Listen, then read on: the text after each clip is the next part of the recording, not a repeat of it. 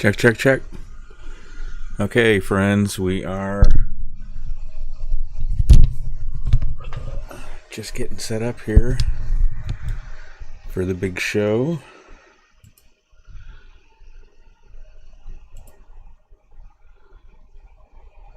Just waiting for the live stream to start. It's a beautiful day today, wasn't it? All right. Gonna see if I can fire things up here. What the hell?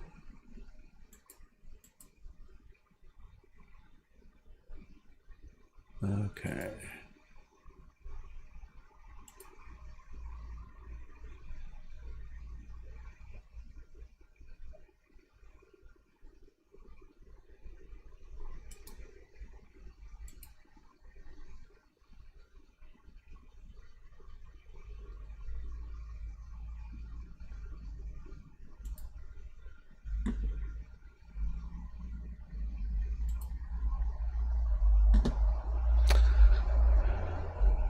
So supposedly they're going to repeal the zoning law that they originally passed on May 7th. And that's what they say. So that's what we are getting ready to watch them do, hopefully.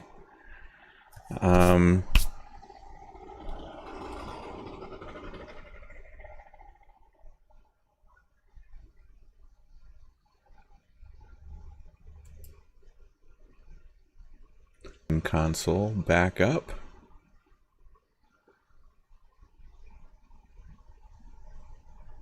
It's always a good time to support the Bill Huston podcasts. If you enjoy the work that I do, if you enjoy these recorded transcripts, these of the village board meetings, tinyurl.com/donate to Bill Huston. Link is right at the bottom of the screen right now. Tiny, and I think it's in the show notes. tinyurl.com/donate to Bill Huston. Check, check, check, check. Check, check, check, check, check. Okay. Still restarting that console. And hopefully we have some viewers. I'm going to share this thing out. Hopefully we'll get some more viewers as time goes on.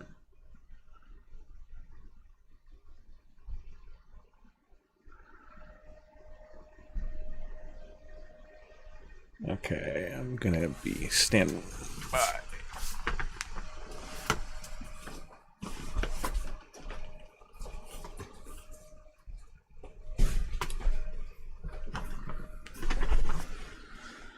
Check, check, check.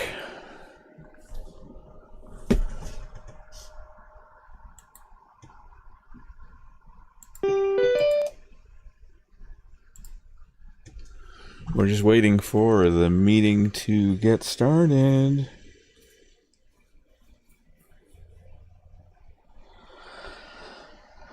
Okay.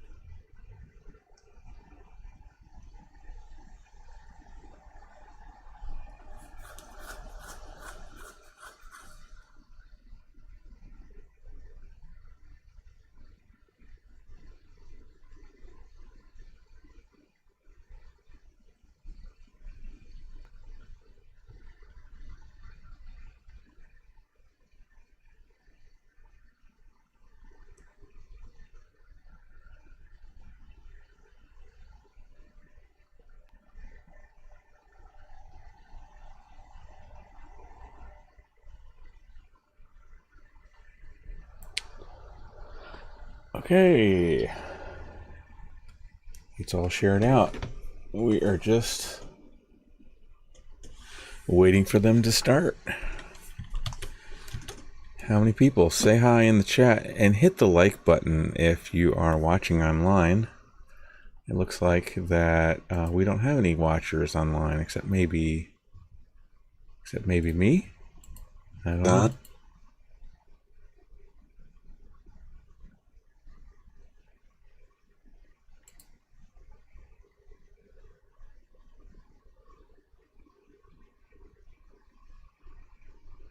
Maybe people are out enjoying the day and not watching stupid village board meetings.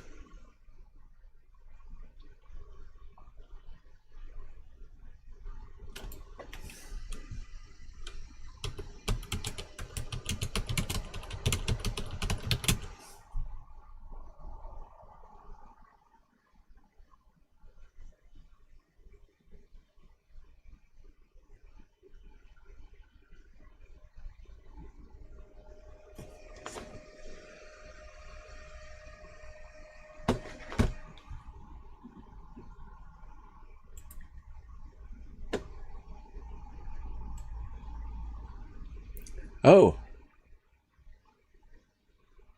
7 p.m.?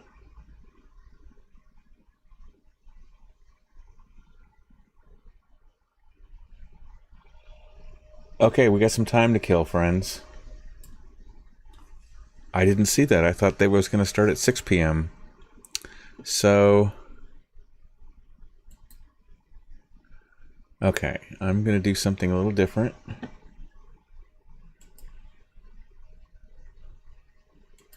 Since we're starting a little early. Okay, I'm going to put up the standby screen and I'm going to set something up so I can talk to you. So I'm going to come right back.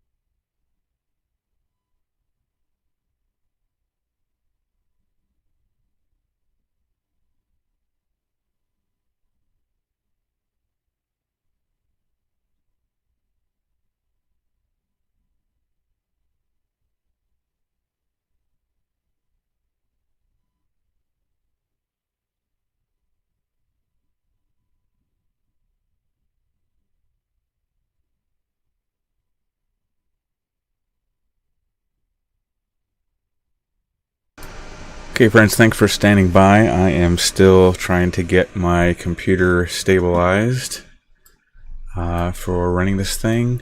I'm going to come on in about, let's say, 10 minutes. So 6:45, I'm going to come on, and then that'll be 15 minutes. I'm going to talk to you prior to the village board meeting.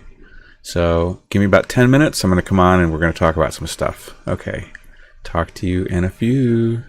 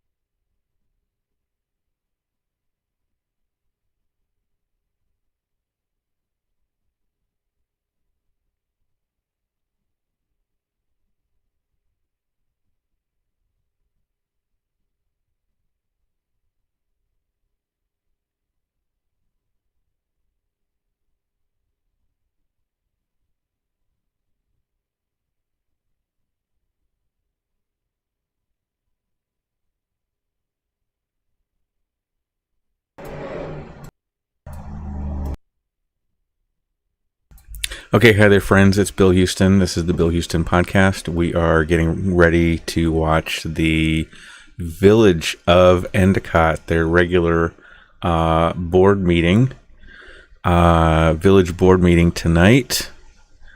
And I'm just still getting some things set up here for you, but I just wanted to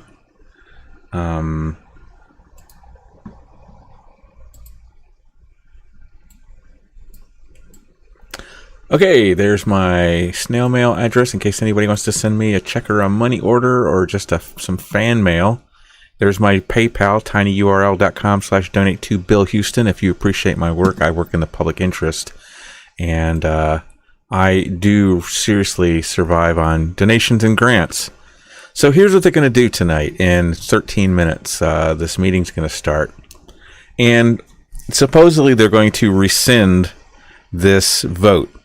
The vote that they made back on May 7th in order to change the zoning to, functionally it was going to basically allow this incinerator to be sited here. That's what the plan was. Only they didn't call it an incinerator. In the zoning, they didn't call it an incinerator. They called it a recycling facility. There's a lot of things wrong with it. The 239 review was highly deficient. There were a lot of technical problems with this zoning change that they tried to do. So, but the one thing that I want to highlight is this 239 review that did come back, and as deficient as it was, there was no seeker that was attached to it. They did the seeker afterwards. And, Frank Evangelisti gave him a pass on that. And he knows better, but I understand he's retiring, right? He's on the way out, so maybe he's just got short-timer's attitude. And so the question is, before we look at this, let's look at one thing here. Let's look at this definition of law. It says, an extraordinary vote upon recommendation of modification or disapproval.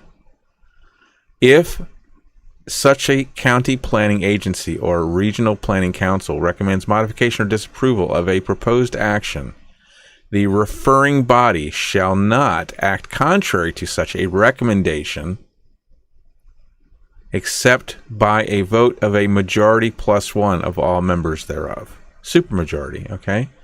Recommends modification, okay? So the question is this the recommendation for a modification? What does he say? He says, the village should consider adopting supplementary use requirements for recycling facilities that address the following items. Is this a recommended modification? Looks like it's a recommended modification to me. Special use permit and or site plan review requirements, shredding, smelting, or furnace and incinerator burning, disassembling and processing processes. Compliance with DOT transportation guidelines, air emission standards, fire avoidance, handling and storage facilities. This is all good stuff. This is all good stuff from Frank Evangelisti. So as bad of a job as he did on this thing, he did make some. The question is this recommended modifications? That's the whole thing, and it's legally arguable because up here he says, wait, we don't have any issues. We've not identified any significant negative countywide intercommunity impacts within the intent of the general municipal law. But he did make recommendations for modifications, which they ignored. Guess what that means? That means it requires a supermajority vote. They didn't get a supermajority vote on 5-7. They got 3. They won 3-2. They needed 4-1, which means the vote failed. So all I'm saying here is we got 8 minutes to go. If something happens tonight, nobody knows exactly what's going to happen tonight. Because nobody knows what's going on in Linda Jackson's doodly-doot, her brain. Why did she want so badly to push through this zoning change so quickly and then rescind it as soon as it got done being voted on? Like, her masters over there at Sunjeel figured out that they screwed up somehow and that they had to rescind it in order to pull it back. And it could be this. This could be the exact issue that was going to make the thing a killer legally, because they failed.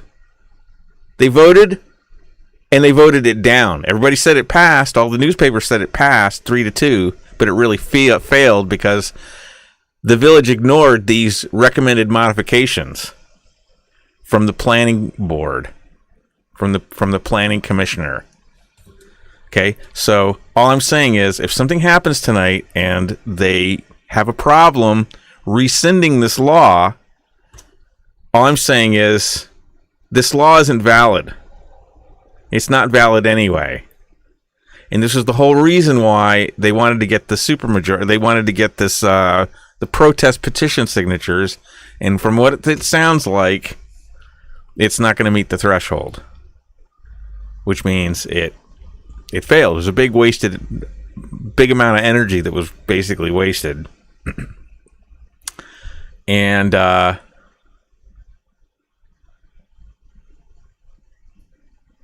whole reason for the protest petition signatures, the whole reason why they wanted to do that was because it would have created a supermajority vote requirement for the 5-7 vote. Guess what? We've already got a supermajority requirement. It's right here. It's GML 239M subparagraph 5. Extraordinary vote upon recommendation or modification. If you ignore what the planning board says, you have to have a supermajority to pass it. They didn't. Planning board made recommended modifications. That's clearly what this is. Planning board made, or the county planning commissioner made recommendations for modifications, which they ignored. Guess what? Sunjeel is dead on arrival. So whatever happens tonight, if they repeal it, good. If they don't repeal it, it's no big deal because they're going to lose in a lawsuit because of this right here. Okay, friends, that's all I wanted to tell you before the big meeting gets started today. So now we're just going to wait. We got about 6 more minutes. Let me check the chat and see if anybody's chatty. We got 1 like. We got 4 people watching. Hello, everybody. So be sure to hit the like button and also say, why is that doing that? 37? I don't understand. Oh, because I'm behind the times, aren't I? There we go. Okay, I was just behind the times. All right, friends. I don't see anybody chatty. No chats in the chat window. So if you don't have things to chat about, not very chatty, are we? At least you could do. The least that you could do while you're waiting is to hit the like button. Is that too much to ask? Or to subscribe. If you subscribe and press the little bell and select all notifications, you're going to get a little text alert or something on your phone, or you're going to get an email to let you know when I go live, publish a new video. And who do I like, John? Who do I like about what? You mean for president? I'm doing opt-out 2020. That's what I'm going to do. For trustee, Pat Dorner and Nick Burlingame. That's easy because they are the ones that are opposing the incinerator. So I'm very strongly in support of Pat Dorner. Has been fantastic, and Nick Burlingame is looking pretty good. I don't know Nick well. I don't know what he stands for other than he's against the incinerator. But this is the this is the big issue of the time. I haven't seen an issue this, polarizing or this unifying of the community in a long time in Endicott. When we were fighting, right, when we were fighting the Speedies permit for the leachate dumping, we didn't get any help from the community. So it was just a few of us, but now we have this big group that's fighting it. So that's good. Now all the politicians are getting behind it, fighting the incinerator because the people are there. So that's good. Crumbling of EIT. I know that's what is that? Is that building 38? Is that what the building it is down there in the corner? Maine's in the they're are they in the Hamptons? I don't know. They're definitely in the Caymans. We got Billy Maines and his brother down there. Billy Maines is an expat. I know. I don't know what can we do. I think the mayor is trying to do some kind of, is actually taking them to court with a code enforcement action. So hopefully something will happen. I mean, I don't know what that building just needs to come down. I don't know what they're going to do to repair it. That building 38 there. It's just really in the newspaper they said, or no, it was I think it was on WNBF. They said that was a building where they was an EJ building originally. Okay, well, be sure, by the way, friends, I have a brand new expose out. It's an hour and a half video. I'm going to try to cut it down and make it shorter, but it's all about the COVID hoax. Brand new research. Basically, I have what I call the WTC7 of COVID.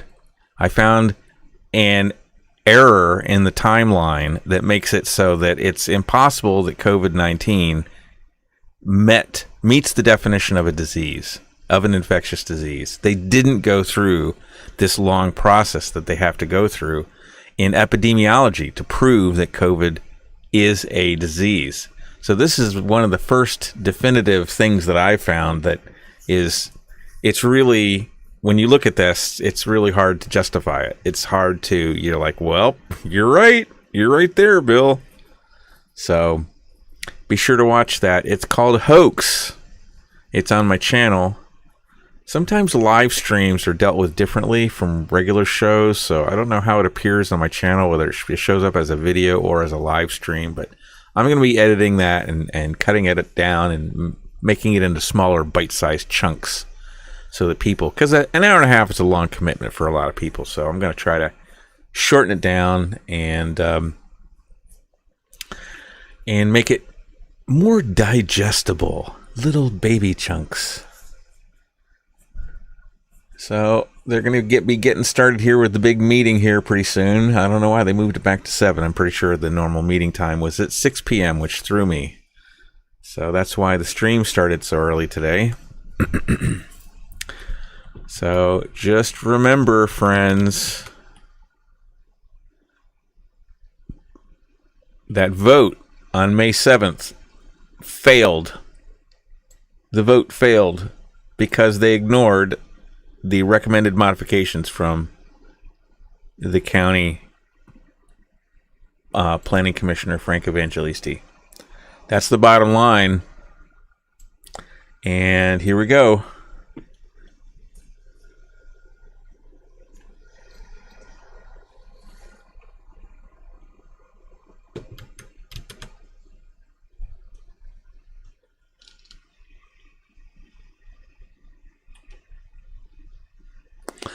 And once this gets started, I'm going to disappear. Is that my hair? Why? I got a kind of a Ron Placone thing happening with my hair there in the front. Kind of like one of those little, one of those doodly-doo things up on the top. Okay. I only see one like. We got 4 people watching now. Did you send in your comments to? Oh no, for tonight's meeting, I can't get in the habit of. I can't want to say can't getting in the habit, but I just have trouble getting in. Remembering.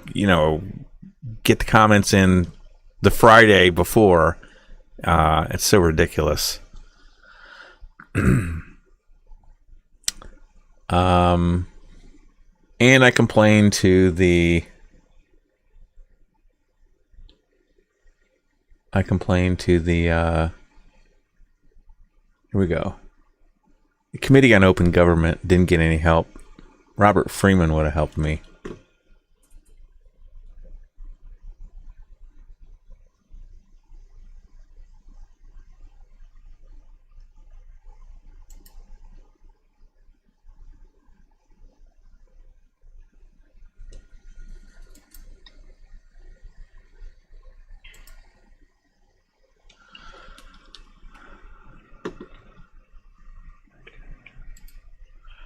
Okay, we are getting started.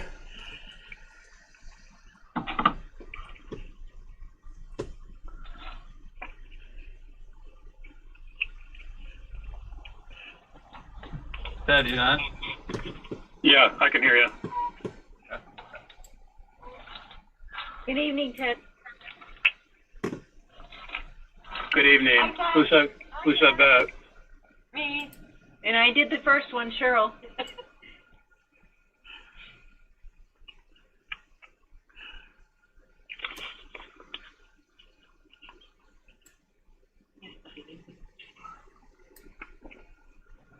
I could going around trying to find everybody. I don't see anybody waiting. Well, I don't have mine on yet. Am I doing something wrong? Can I start over again? Do you need yours on? Yeah. I don't really need mine on. Take a break. That's true. I don't need it on. Thank you. Yeah. Turn down her volume. I turned it off. Oh, wait a minute. Let me make sure it's off. Yeah, because last time the problem was that I forgot it. Ted didn't say hello to us. Yeah, he did. He did. He said, hello. Who's that? Let me do this so I can turn it off so I'm doing. I don't shut it off then.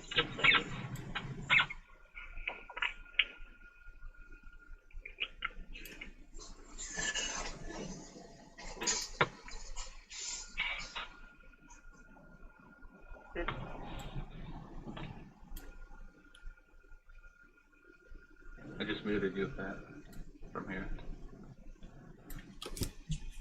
I think we're okay. Hear us all right, Ted?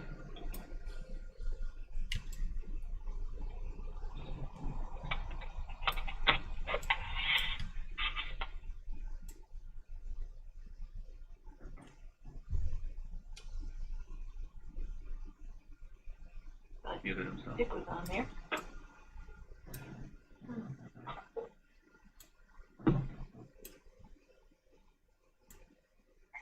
Yeah, Anthony, I can hear you. Okay. Did you mute it or is that me? Yeah, no, I was on. I muted myself by accident. Okay. Okay. Okay.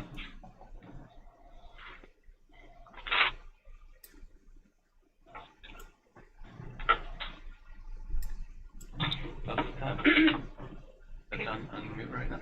Okay. Okay, we're going to say the pledge, please. Pledge allegiance to the flag of the United States of America, to the republic for which it stands, one nation under God, indivisible, with liberty and justice for all. And tonight, Eileen has a special request for our moment of silence. I'd like to send a prayer to the family of Ruth Bader Ginsburg, the notorious RBG. May she sleep in peace, and thank you for everything she's done for us. Thank you. Amen. Okay, thank you.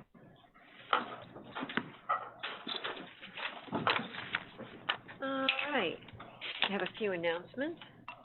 I've had a couple of questions on the new garbage law because, of course, of the bag problem. This is a state law as well as a village law.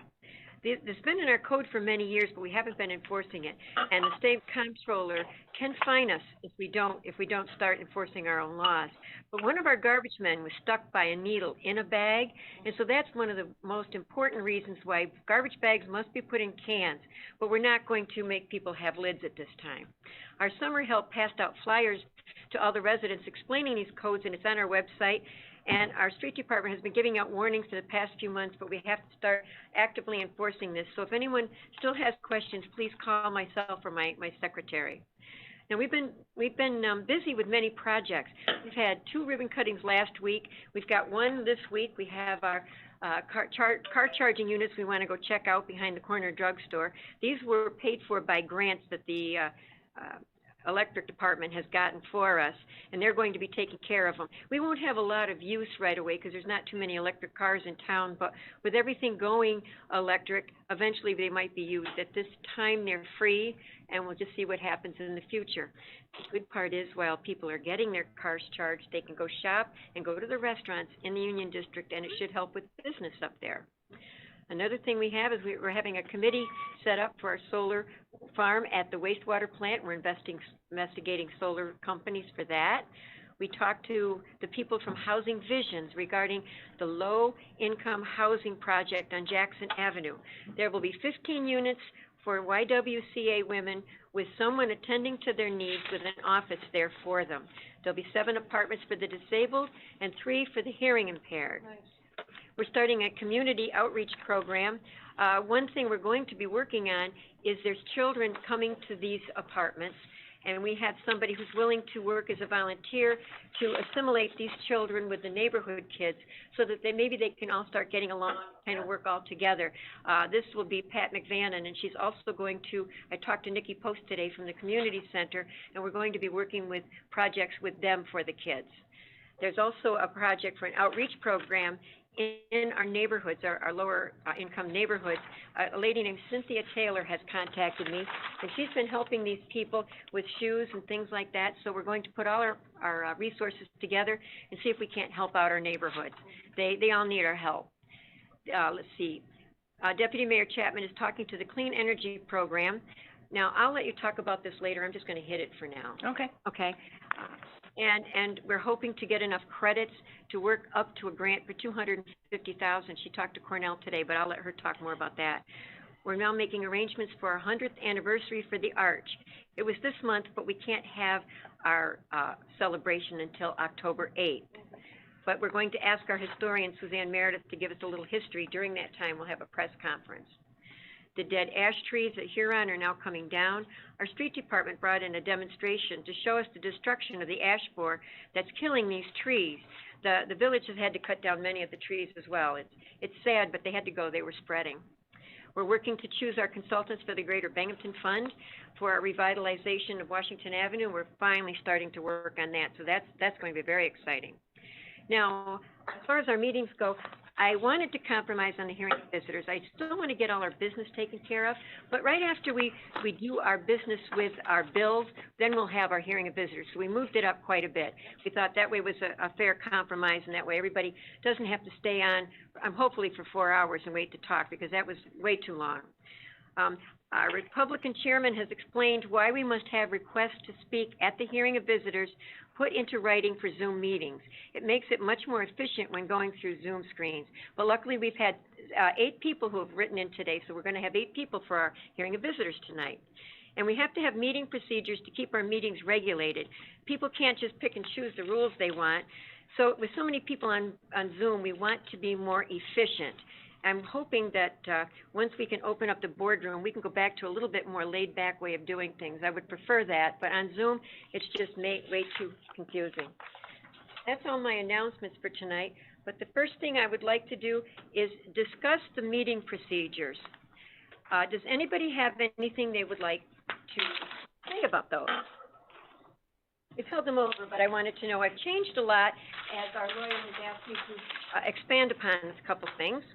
Everybody has copies of it, so if anybody would like to talk about it, it would be nice to do that now. I had a couple questions, Linda. Sure.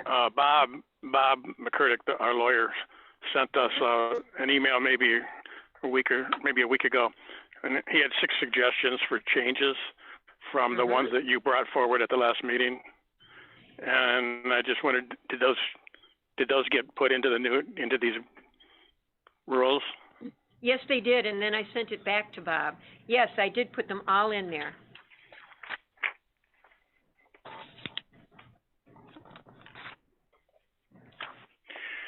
And I sent you an email with quite a few different changes I was suggesting for us to talk about.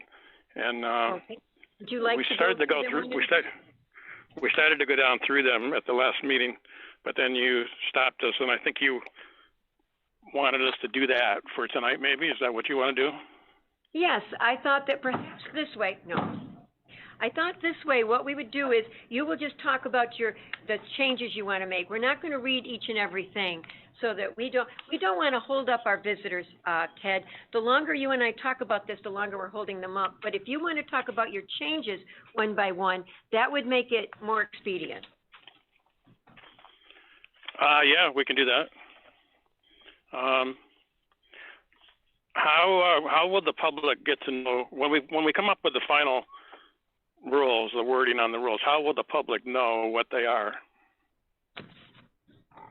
Well, we can put it on our site if they want it, or they can type up NICOM and read most of them right from there, because 99% of this is NICOM.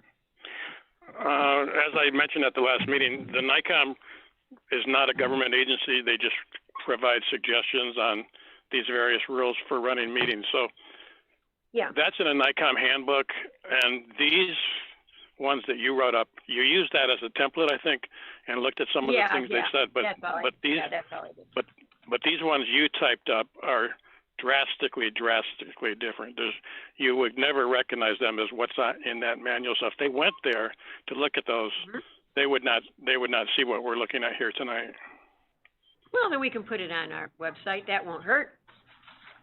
Yep. Okay, so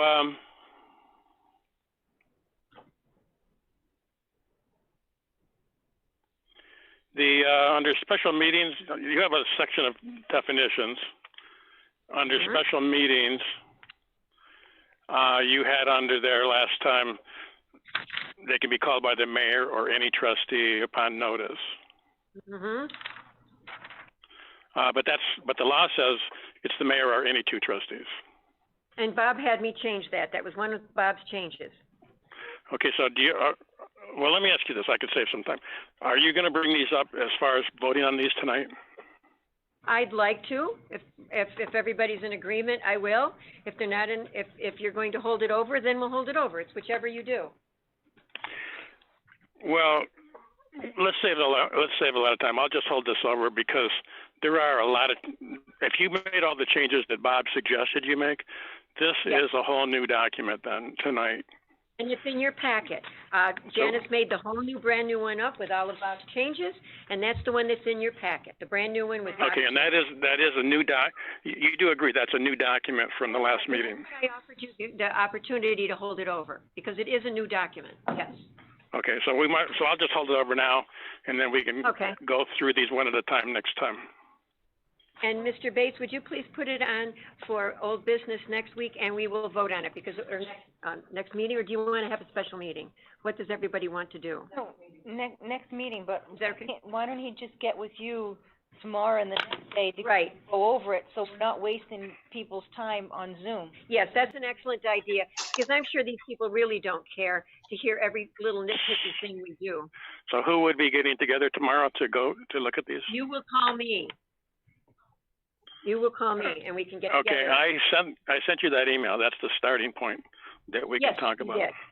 Okay, that would be good. And then at the next meeting, Cheryl, are you going to be in on the conversation too? If you want me to. That would be a quorum. Oh, that's right. That can be considered a quorum. We can't. Oh, that's right. Okay. Okay. So what I will do is. What I will do tomorrow, Linda, is call you, and we'll set up a time sometime tomorrow where we can talk on the phone. Yes, that sounds perfect. That sounds perfect. Okay, now we'll go to committee reports. Eileen, have you got anything you'd like to talk about? So let's just make this clear. The thing that I'm holding over is the document that's in our packet tonight. Yes, marked Village of Endicott Meeting Procedures. Okay.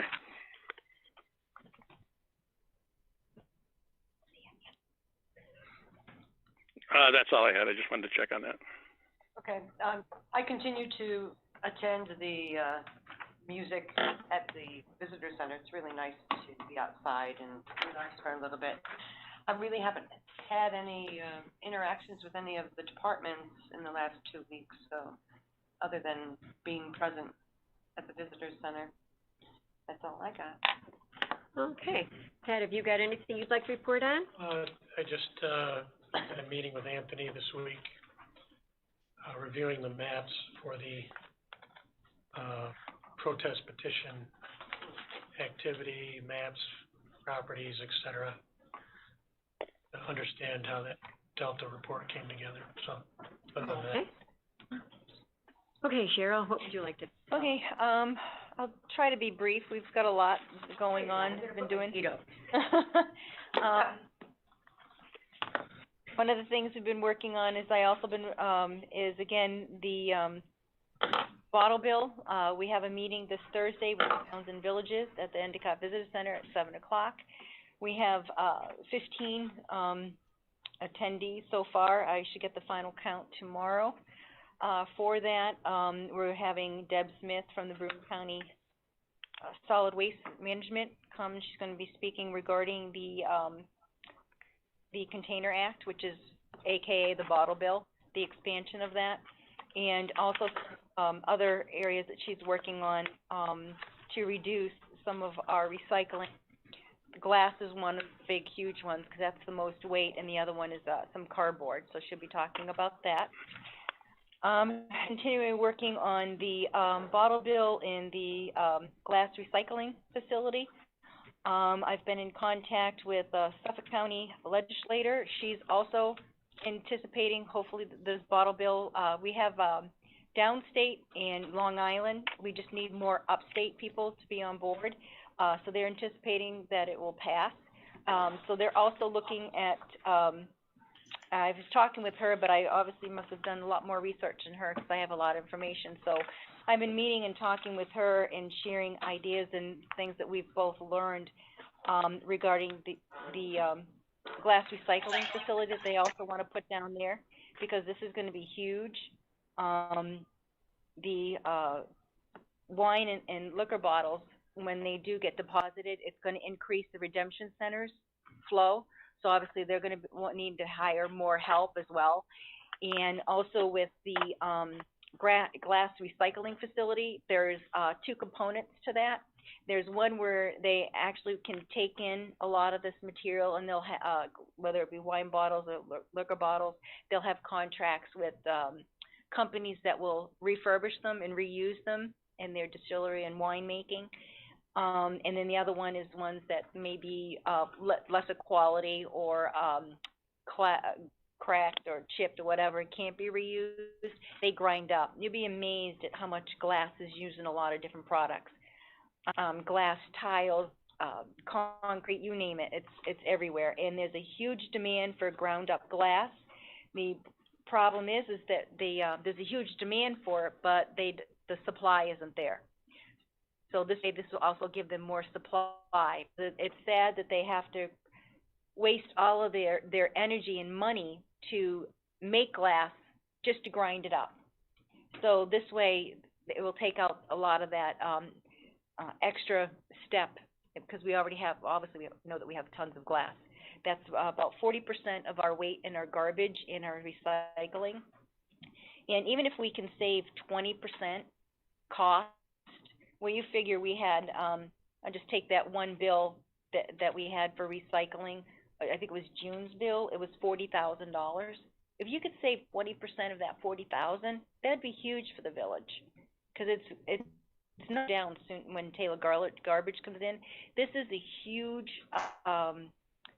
obviously talking with other people in different counties, this is a huge issue for not just, our area and New York State, but as a country as a whole, that we need to do something regarding recycling. It's just too costly. Have you reached out to Corning? Yep. We've already talked with all them and got everything all set there too. Yep. We've already done that. So we've been working with that. We've got, Huron on board, and we have, oh my God, just went blank. Joe Moody also looking for a company to come as well. So hopefully we've got some feelers out there that will be coming to do that. And they like it too because it's, the perfect location, that Huron has is right by a railroad. Because of it, so the weight is so heavy, the best for transportation is railroad. And that's the same situation down in Suffolk County. They have the same thing. They have an industrial park with a railroad behind it, and that's the perfect location for them as well. The other added benefit is that one of our largest costs is transportation. To transport this, we won't have to because it'll be right here in our own backyard, so that deletes a lot of that cost for us as well. So hopefully we can get that moving. Also, the mayor had touched upon is the Clean Energy Communities Program. We successfully have signed up for that. I've got the email today. We're officially signed up. They're looking at our application, and what that is that you do so many clean energy programs in the municipality, which we've had for years. It's just for some reason we never signed up for this, but those we could still get credit for.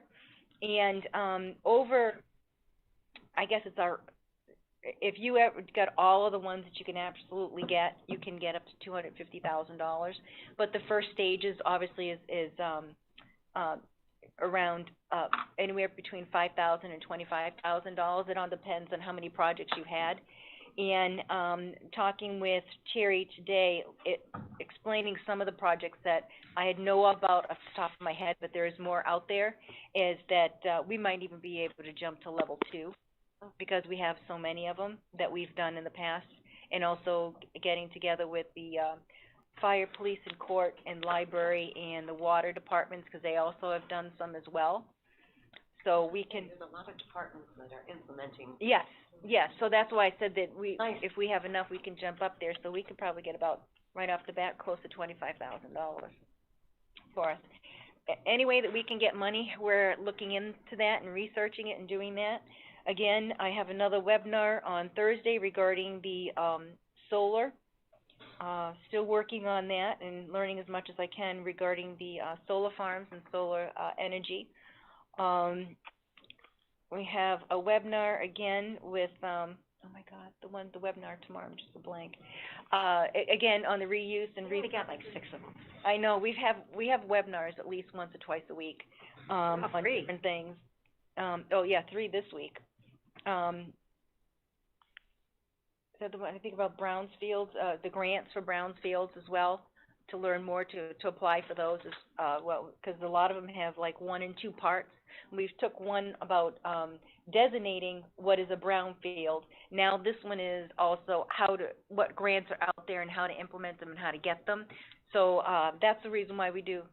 Yeah, that's Kmart. Also, one is considered a brownfield is the wastewater treatment plant, because that's the old dump. So there's different grants and stuff out there, especially we could get grants because it's solar, but also repurposing a brown.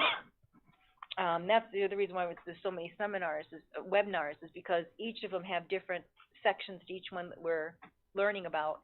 But it's very interesting, and it gets us more knowledgeable about what we can do to get out there to get money and grants, so reduce the burden on the taxpayers and increase our cash flow as well. Let's see what else. Gosh, there's so many. Like we said, we've had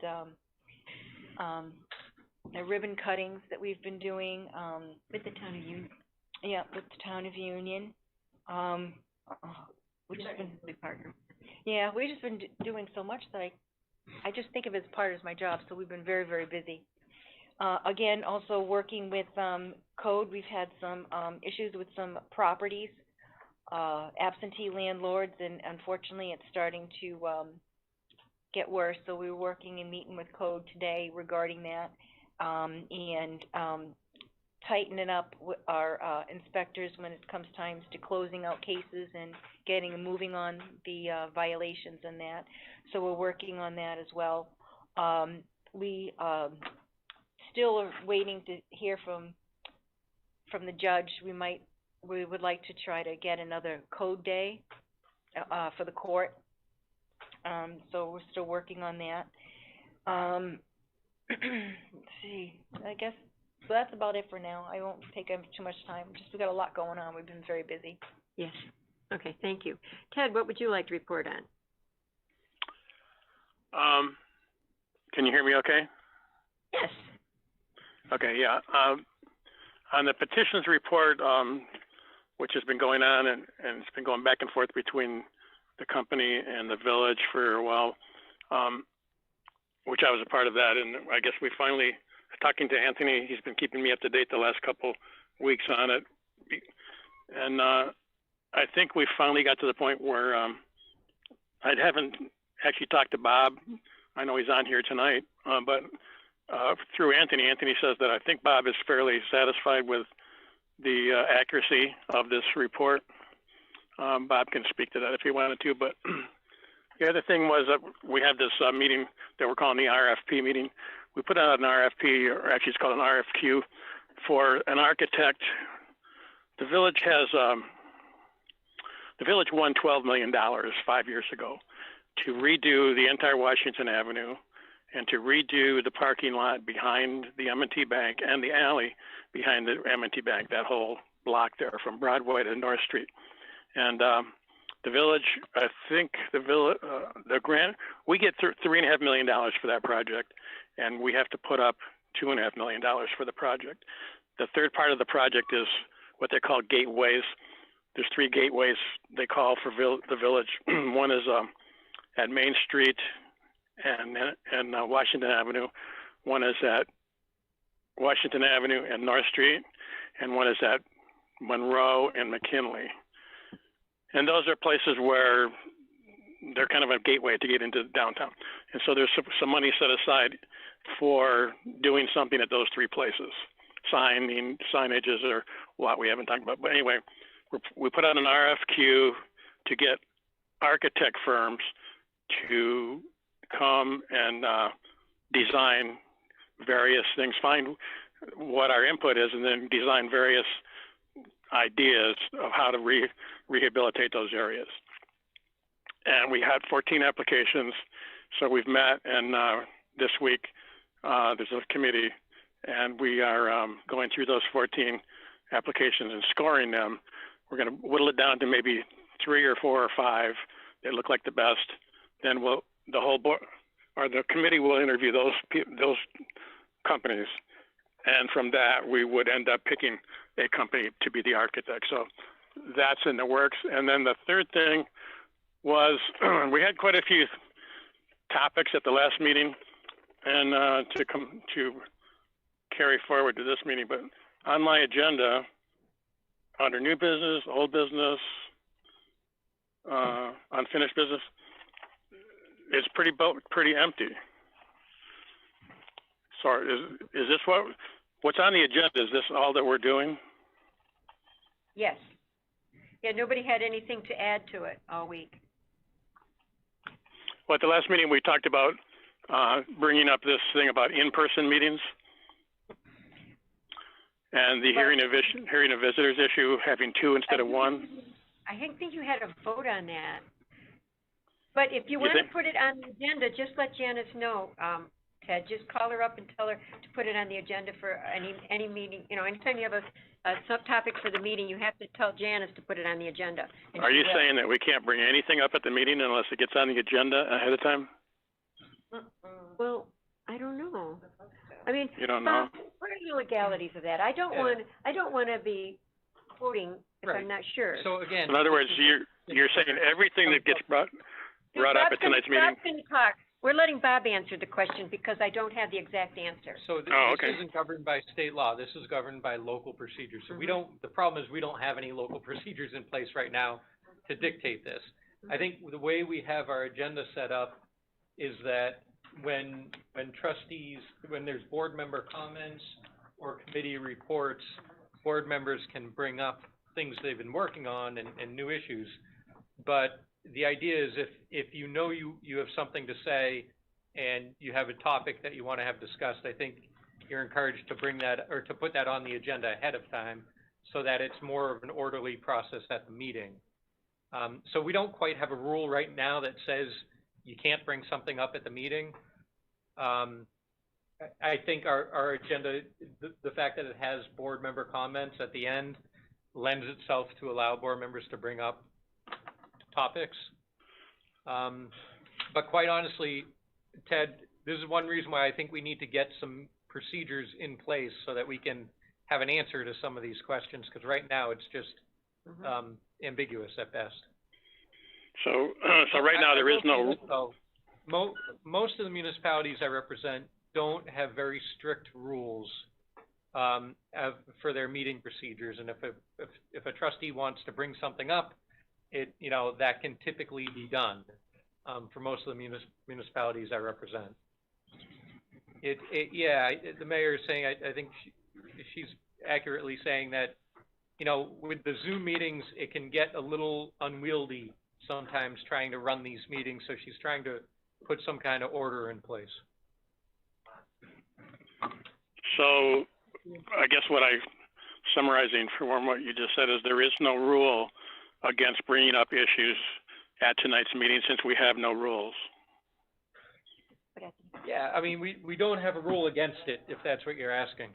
But he still can do it again anyway. And then the other thing that I would want to comment on is that since we have trustee comments at the very end of the meeting, and if you're saying that we can bring up these things during those comments to do during the meeting, well, if we bring it up at the end of the meeting and we have the adjournment, if we're going to have trustee comments at the end of the meeting, how do we bring something up that can be talked about during the meeting if we have to bring it up at the end of the meeting? You can still talk about it, Ted. We're still here. You can still talk about it. That's why it's there. The adjournment's after the comments, not before. You can bring up the topics then. That's what the whole thing is about, so that you can bring up anything you'd like to. That's the reason we enacted that, remember? No, I don't think there was any enactment of it. I think you did this, but so what you're saying is during the trustee comments, then you're saying we should bring up certain topics during that time, and then we can make motions on those topics during that section of the agenda? Yes, under number 15.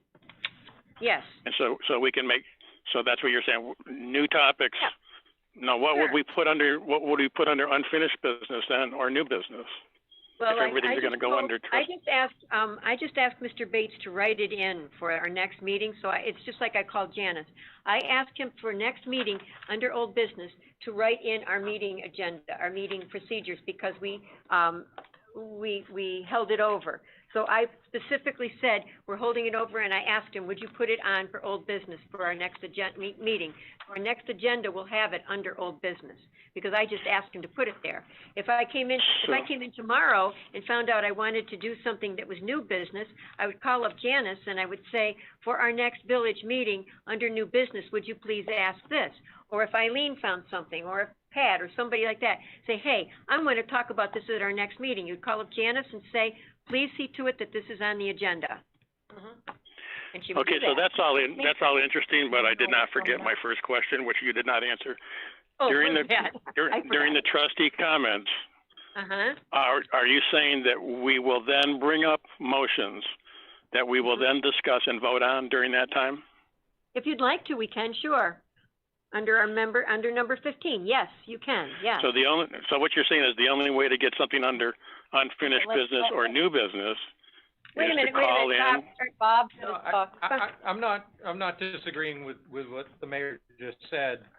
I guess I'm trying to be easy to get along with. Yeah, no, I mean, I think that's all right, but I think the general notion, though, is that going forward, if you know you want to bring something up that's going to have you come to a vote, I think you're encouraged to get it onto the agenda ahead of time so that it can be done in a more orderly fashion and people can prepare for it. I agree that's the way to go. However, what I'm saying is, since there are no rules, then I don't want this to evolve into all of us thinking this is the standard way we do it. So we are encouraged to do that. We're encouraged to do that. It's a good way to keep order during the meeting, but we still don't have to, and we can still bring these things up during unfinished or new business or trustee comments. Yeah, I mean, you're part of I mean, I agree with you, Bob, that it's better order, I- the way you said. Yeah, I mean, I think that's the ideal way. You're one of the board members. You're allowed to make motions just like any other board member can. And I guess maybe you're asking, where do you do it on the agenda? I guess board member comments is as good a place as any. But ideally, you set that up ahead of time so it's on the agenda. Right, and I just want to make it clear that we don't go a week or 2 weeks or 4 weeks down the road and we all think this is a standard rule we have to abide by. Right now, and until something changes. Yeah, just right for now, tonight, and we're until gonna do something. that. Right now, and until something changes, we can bring up a motion during unfinished business, during new business, or during trustee comments. No. And I do concede, and I do concede that it is better and easier for the meeting if we were to do this ahead of time. But I just want to make sure we do not have a rule that we have to do that ahead of time. We can bring it up on the spur of the moment if we have forgotten it, let's say. Yeah, as long as you bring it in under number 15, you can, yes. That's why we put it there. Now, no, you're making up a rule. You're making up a rule right there. I'm talking about new business and unfinished business. We can also bring stuff up there. How do you bring something up under new business when we've gone past that section?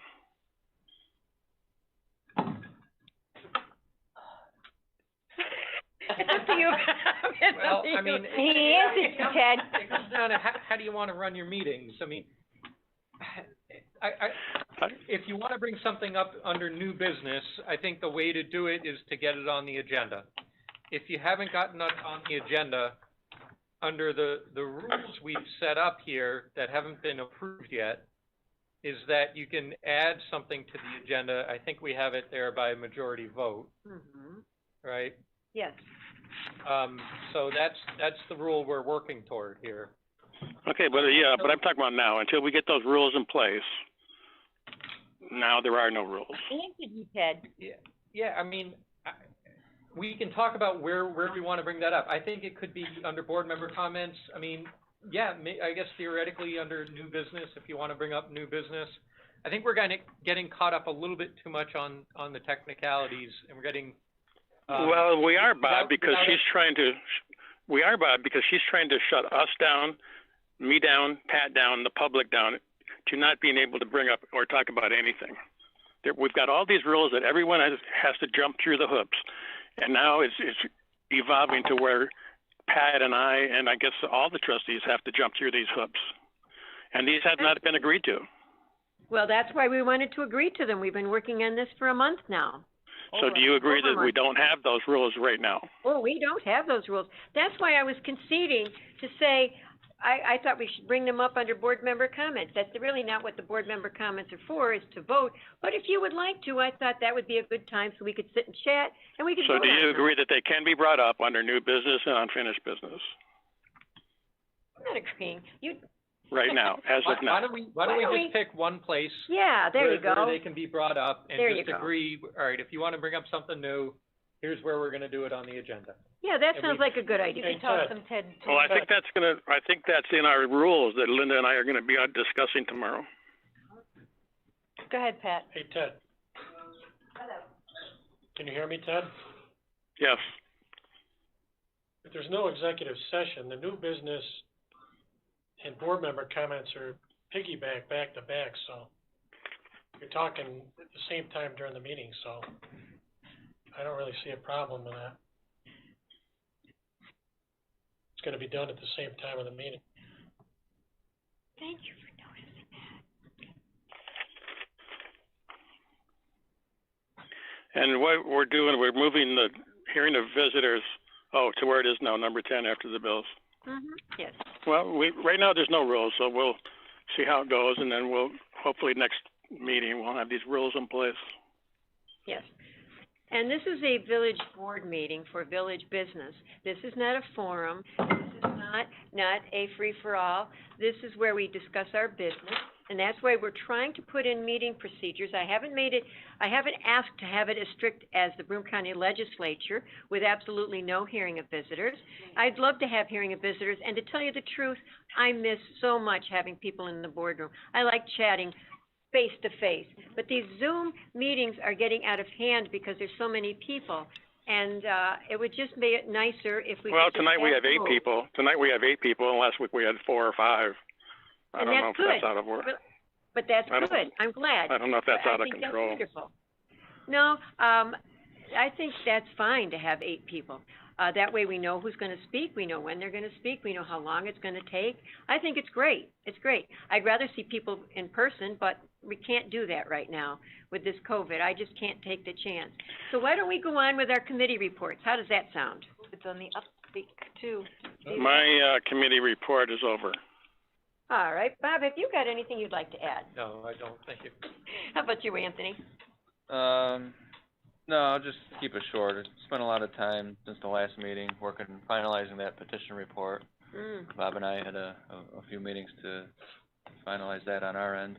Sure. And just the Greater Binghamton Fund consultant there, the RFQ we sent out, just to piggyback on that. We did have a meeting last week. We'll be meeting again this week, and we'll be interviewing at least the top 3 or 4, or like Ted said. We score them. We have a scoring sheet, and you know, depending on how the scores come out, will let us know how many we'll bring in for the final interview there. I think street pavings have either started today or they're starting this week. I know we have 5 on the list right now, so you may see some road reconstruction going on. And I think I mentioned at the last meeting hopeful to get the Chug Nut Trail extension, the grant we had for that. Hopeful to get that started and completed, hopefully by the end of October. So that'd be good. We've been working on that for a couple of years as well. So well, that's it. I'll keep it short. The money. Yeah. That's a problem, is we've been working on these projects for a long time, but it's getting the money from the state, and then we finally got the grant money, and now we've got the plans in place. We're ready to go, which is good because there's a lot of people down at that Mercero Park here. I've been talking to a lot of people down in that neighborhood, and they're excited for it because a lot of them do the walk and around there and the hiking, and it's going to be nice. Did you get a chance to see the vines garden down there? Very cool. Yep. Did you have something you wanted to say, Pat? Yeah, I just had a question for Cheryl on some of her action items about solar farms and the glass center. Recycling center? Yeah, we're not gonna be subsidizing any of those activities, are we? Nope. No, sir. Nope. Okay. Just wanted to ask. We're anti-pilot. Well, that is reasonably. That's the reason why we've been taking all these webinars on different grants that are out there and available through these energy coalitions. We also have some for the brownfields. That's the one that we've been taking. It's like a 4-part series to learn more about different grants and that are out there, programs to sign up for. And what it is you work in partnership with companies that want to come in and say put a solar farm in. You work in partnership with them and you help them obtain these type grants. Like I'm saying, is the one down at the wastewater treatment plant. There's a couple of avenues that we can even piggyback between the solar energy grants and also the brownfield grants and money that's available for that. So that's what we're working on, things like that. So we're working to get grants for these green companies, or I'm still confused at what our involvement is on this. We're helping to work with and facilitate working with companies to come in and give us bids that have us put a solar farm down in there. And then because we're the municipality, we own the land, we have to work with them in conjunction with them to get the certain grants that they might want to apply for. In some instances, they may need to go out for a pilot pending on the size of the solar farm, because some of them could be up to $25 million to put in. So we had taken, I had taken a webinar on pilots and what does that mean for your municipality. So we learned more about that and different things that we didn't know about with all the pilots that we had gone through. Actually, it's only been 2 pilots that we've been involved in. Find out more that the municipalities have more control over what you want to put in those pilots than we were ever told before from our past administration and from the agency. So we found out we can put a lot of different stipulations in there. We can put in a community fund grant into the pilot that that they have to pay money into the municipality for. Things like that that we found out that we didn't know about before. Are we going to benefit from any of that electricity from the Yes. solar farm? Yeah, the wastewater Okay. and down there in the airport, they're all NYSEG. You don't, trust me, you don't want to see what their energy bills are, their light bills are. Okay. It's also gonna help out the neighborhood. No, It won't help the neighborhood? no, That's a shame. no. Yeah, it was on, Well, that's County Union down there anyway. No, it would have to go back to the municipality. Okay. I did not know that. yeah, just my concern was if we were looking to subsidize in any fashion. I thought there was a glass crushing facility in Elmira that I believe got shut down. I'm pretty sure of that, so I'm just wondering, about the usage of something in the village. Hopefully if it helps reduce, our, what do you call it? Recycling? The tonnage that we have to pay through the, Yes. through our, Recycling. recycling thing, I'm all for that. But Oh, it could be huge. I mean, 'cause like I said, that was actually one of the smaller bills, which is the $40,000 a month. That was one of our smaller ones for that. We have to do something. We can't put that burden on. And unfortunately, what's happening is when we, looked into our recycling, our solid waste, because the street department, you have the regular street department guys, and you have a lot of the solid waste portion of it. Our tipping fees only cover 49% of that operation. The rest is subsidized by our general fund. And so if we can reduce our costs in our solid waste department, and which we have already done tremendously, because we did an audit of our collections and also our billing, and we found that we had properties where they were paying 1 tipping fee, yet they had a business and 4 apartments, but they were only paying 1 tipping fee, when in reality they should have paid for a business and for 4 units. Right. So that's a huge savings to the village right there that we didn't know about, and that has occurred well over 29 times that we found so far, and there's others, because those are the last numbers that I had a few months ago. I haven't had a chance to meet with Brett right now because he's been very busy this summer trying to get things done before the weather changes. We also had a couple of businesses that we had to tell them we can no longer collect because they were paying 1 tipping fee, but yet putting out 50 bags of stuff that would fill a garbage truck that they would have to go dump at a cost of anywhere from $800 to $1,200, and they were paying $105 every 6 months.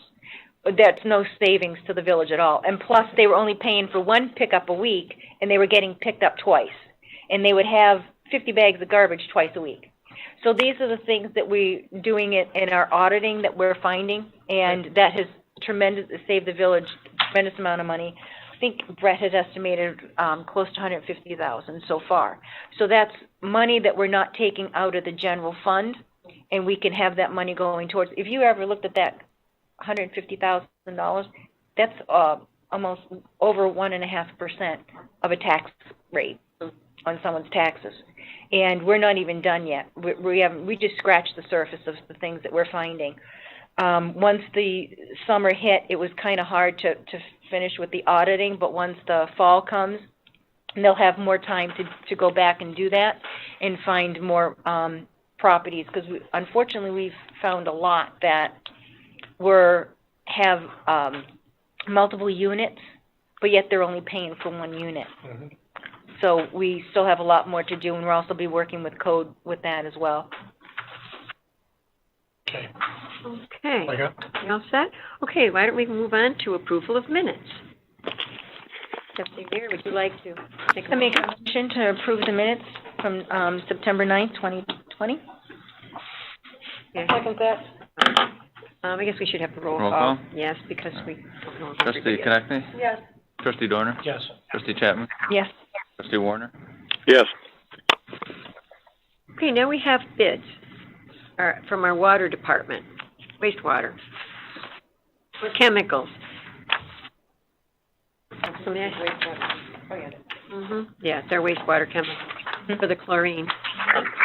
Make a motion to, go out, request for bids for the wastewater chief operator, to receive bids on chemicals. Okay. Do roll call. Trustee Connectney? Yes. Trustee Dorner? Before we vote, do you know which one of these chemicals is going for our water system? Or are they all, or mostly for water? These are both, This is, they share, in the parks. Some pretty, complex chemicals. right. wonder which Some of them, one. what it is, it's easier for them to go out to bid together because they can buy in bulk. Probably, honestly can't tell you which ones are for water and which ones are for wastewater, but not all of these are for water. Most of them are for wastewater. They use them in the digestive to break down, the waste. You know, that end of the waste. To clean it and disinfect it before it gets out. Got it. I don't want any more. Thank you so much. Yes. Sorry you asked. He votes yes to shut her up. Yes, toys. Okay, Cheryl, your turn. Roll call. Well, the funny thing is I've asked Sure, that, no, Cheryl. I've asked that same question, yes. I asked Phil Grayson that same question. Ted? Trustee Warner? On that one? Yes. Okay. Now we communications for filing, please. I make a motion for communications for filing A through D. I'll second that. And thank you, Rosanna. For your service. Roll call. Trustee Connectney? Yes. Trustee Dorner? Yes. Trustee Chapman? Yes. Trustee Warner? Yes. Now we come to our communications for actions, please. Main Street Grant Consulting Firms. We're hiring Toma. Nice. So may I have a, Bob, can I just have one question on this? So, our committee, went through the proposals and is recommending Toma. So they're gonna send us an agreement Okay. on this, so, but I wanna send them a letter saying that we selected them so we can get moving forward with it. So how do you wanna, do this? Should we vote now to go with them, and then when the agreement comes in, we have to vote on the agreement? Or do you wanna just wait and do the agreement Well, when it comes in? you can make a motion to approve them subject to a more formal agreement to be submitted at a later time. And Okay. then, so that way you can indicate, yes, they've been approved, but it'll be finalized when they get their agreement to us and we reach terms. Okay. Okay. I just want authorization to send them that letter. Yep. right. Okay. So did you make that motion, Eileen? Yes. I'll second. Okay, we'll roll call. Trustee Connectney? Yes. Trustee Dorner? Yes. Trustee Chapman? Yes. And Trustee Warner? Yes. Okay. They're out at Clinton, right? Yeah. Okay, now we have the Logan concession stand repairs. Okay, so I don't think there's anything in the No, we folder don't on have this. anything. No, Um, I was gonna ask that, yeah, but I did. so we did, And I guess it's more of an update. We did get 3 quotes on that. One of the lowest bidder didn't have everything included in the bid, for all the repairs. So the next highest bidder was like $500 higher. So I sent everything to the insurance company and had them review it. And I got an email back today saying that they'll accept, really the second bidder because he had everything included in his bid. Okay. So, I'm gonna get with them and see if they need an agreement or anything. And if we do, we'll approve it at the next board meeting, but more of just an update. We finally got all the bids in. We wanna try to get the repairs done before the winter sets in. So we should have a contract or an agreement at the next board meeting. So, Anthony, could you give us a quick update on what our insurance pays for, what the person in the car's insurance pays for, and what we are paying for that's new, that's added on to it while we're doing this? Yeah, so for this repair, we have our insurance company come in and take a look at it, give us an estimate on the repairs. What they'll do is the repairs are X amount of dollars. They'll cut us a check to us to get started on the work. So it'll be their estimate minus $5,000, which is our deductible. So we'll be able to get started with the work. In the meantime, they'll go after the person's insurance company for the full amount. Including our $5,000. Including the deductible and the total cost of repair. Sure they take that clear. Now, our insurance company does work with us. So, like, once we get in the building and they start tearing walls out and doing the repairs, if there's some additional repairs that are unforeseen based off the initial estimate, they'll come back in and re-quote that and bump up our claim for those additional repairs. So that's where we're at now. Is we've already received the repair estimate minus the deductible, so we can get started with the work, and then our insurance company will subrogate back to the others insured to get the full amount to us. But like I said, if there is some other repairs that need to be done once we're in there, we're able to go after that as well. So then what is the total damage? So right now, it's just about $20,000. Okay, and $5,000 deductible.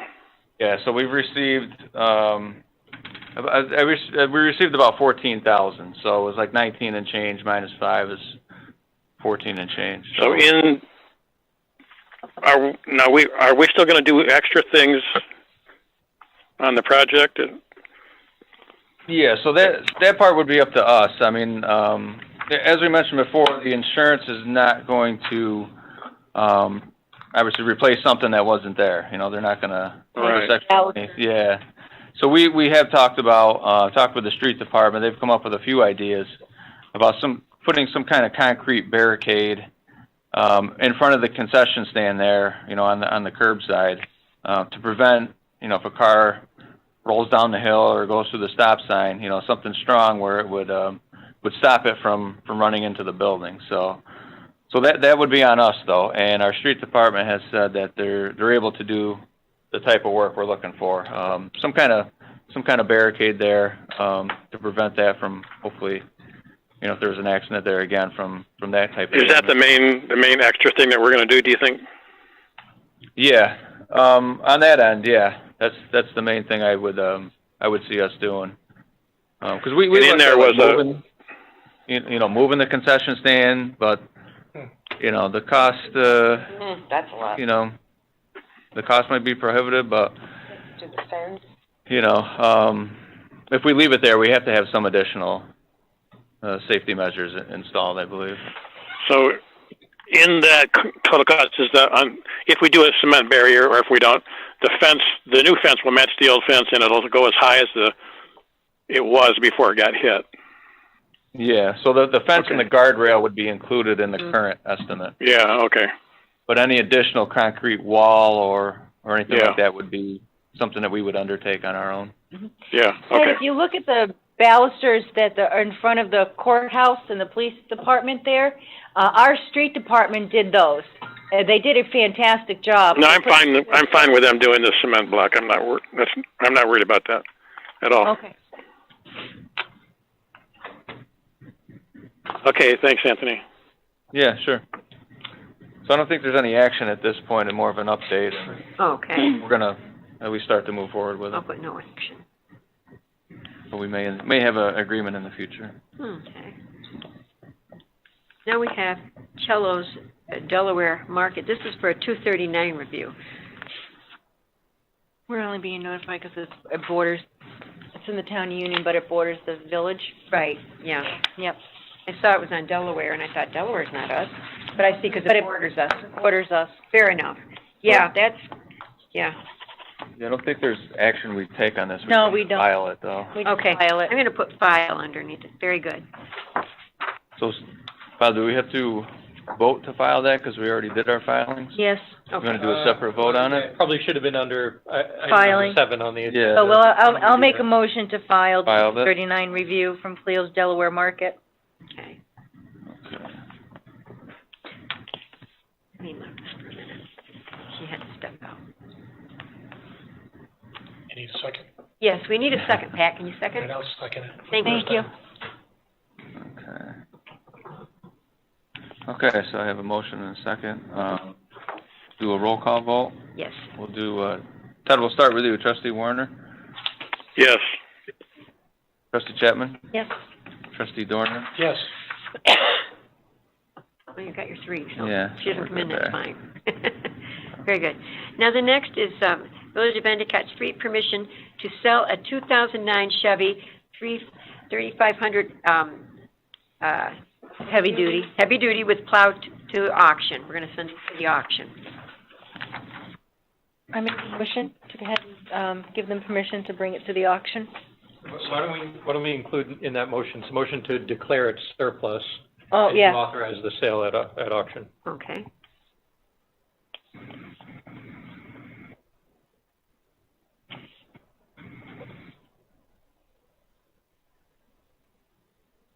Okay, I'll second that if you have to. thank you. Just a quick note on that is this one we've received a quote or a trade-in offer. Mm-hmm. So when we get a new one, we have a trade-in offer from the company. So we're gonna use that as our, reserve on the auction site. So we wanna get at least what we can get for a trade-in on it. And if we get more, we'll sell it through the auction site. If we don't sell it through the auction, we have a trade-in value already, so. Okay, we'll do a roll call on that. Yes. Do Trustee Dorner, Yes. Trustee Chapman, Yes. and Trustee Warner. Yes. Okay.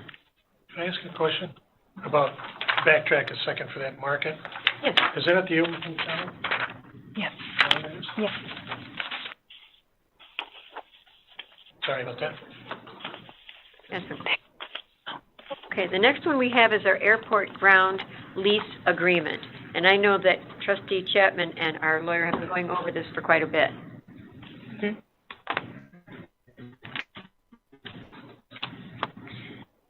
Now, is this for our flight school? Yes. Okay, this is for our flight school. We're very excited to have this one. So would somebody like to make a motion? And you're okay with the change that they made where they do the, scenic tours and things like that too? Yeah, I mean, and that was really something I went over with Gerard, and he was okay with the, Parameters everything of that their- they were proposing. And we've built in protections in the lease agreement, Right. to protect the village. From a legal standpoint, we limited it only to a 1-year, 12-month lease. Mm-hmm. It'll essentially be a trial lease. Right, yes. And then I would expect this to come up a year from now, and we could, Review it. review it, Mm-hmm. both financially and just logistically, and see where we're at. Yep. I make a motion, to go ahead and approve the, airport grounds lease agreement, Costa Air Service LLC. I'll second that. Okay, a motion and a second. Roll call. Trustee Connect, Yes. Trustee Dorner, Yes. Trustee Chapman, Yes. and Trustee Warner. Yes. Okay. And our last action item is a request from our fire chief, Joe Griswold, to have an intern at the fire department. They will be covered by insurance. The school has taken care of everything. It's from our high school. Nicole Wolf has made this request, and we told Joe that we would take it up at the board meeting. So may I have a motion for his intern? I make a motion to request to accept the intern. This is great, because we want to try to do some of these internships. I talked to Gerard. He might be even, looking to see if maybe we can get someone down at the airport also that might be interested in aviation.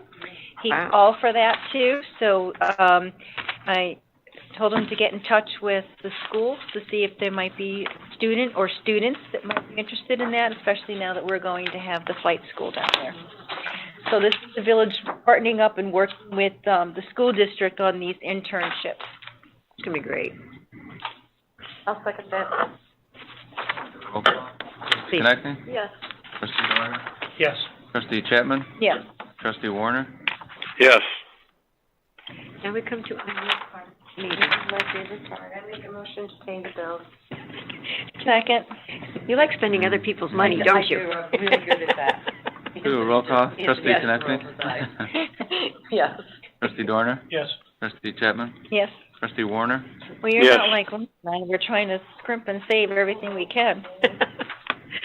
All right, now we come to the hearing of visitors portion of our meeting. The time limit is 3 minutes.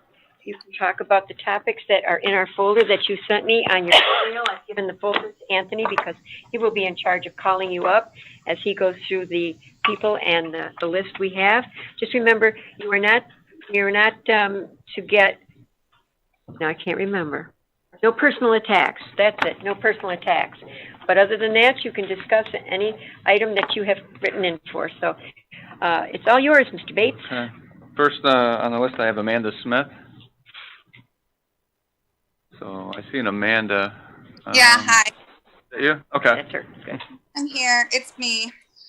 So I know a lot of people have been talking about the petition signatures the last couple of weeks, and I think those are really important, but I think what everyone's kind of forgetting is that if you drive around the north side of Endicott, you're going to see tons of houses that aren't within that 100 feet distance that have the no burn broom signs and have the no incinerator signs.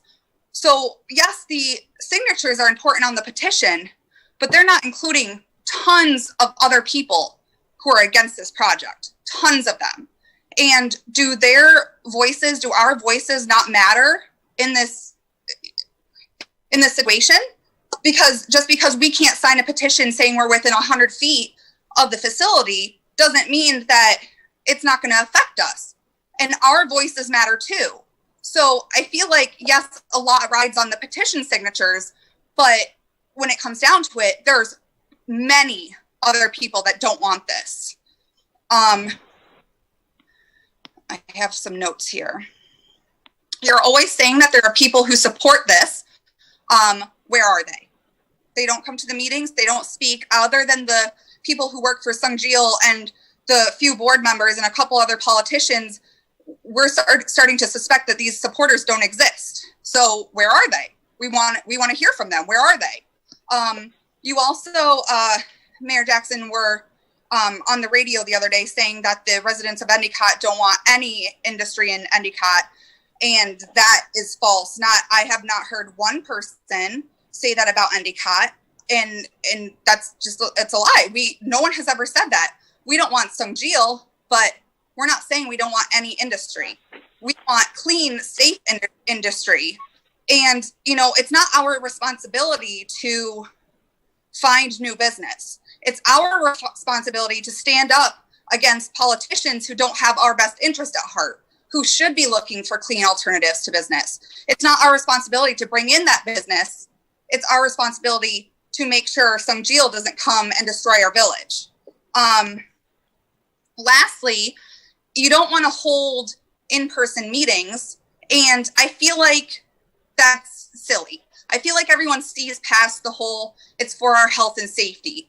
Children are back in school. Teachers are back at work. I'm sure you all go to the grocery store. Not having people there in person is very clearly just another way for you not to see us face to face. Half of the board members aren't even on Zoom video anymore. It's very clear that you're trying to distance yourselves from us in a personal way. So that's it. We see through it all. Okay.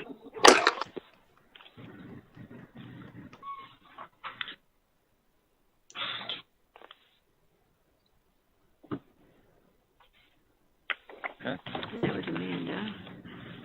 Next I have Nick Burlingame. And I just let me see. There you go. Hey, can you hear me? Yep. Nick Burlingame, 117 Cornell Ave.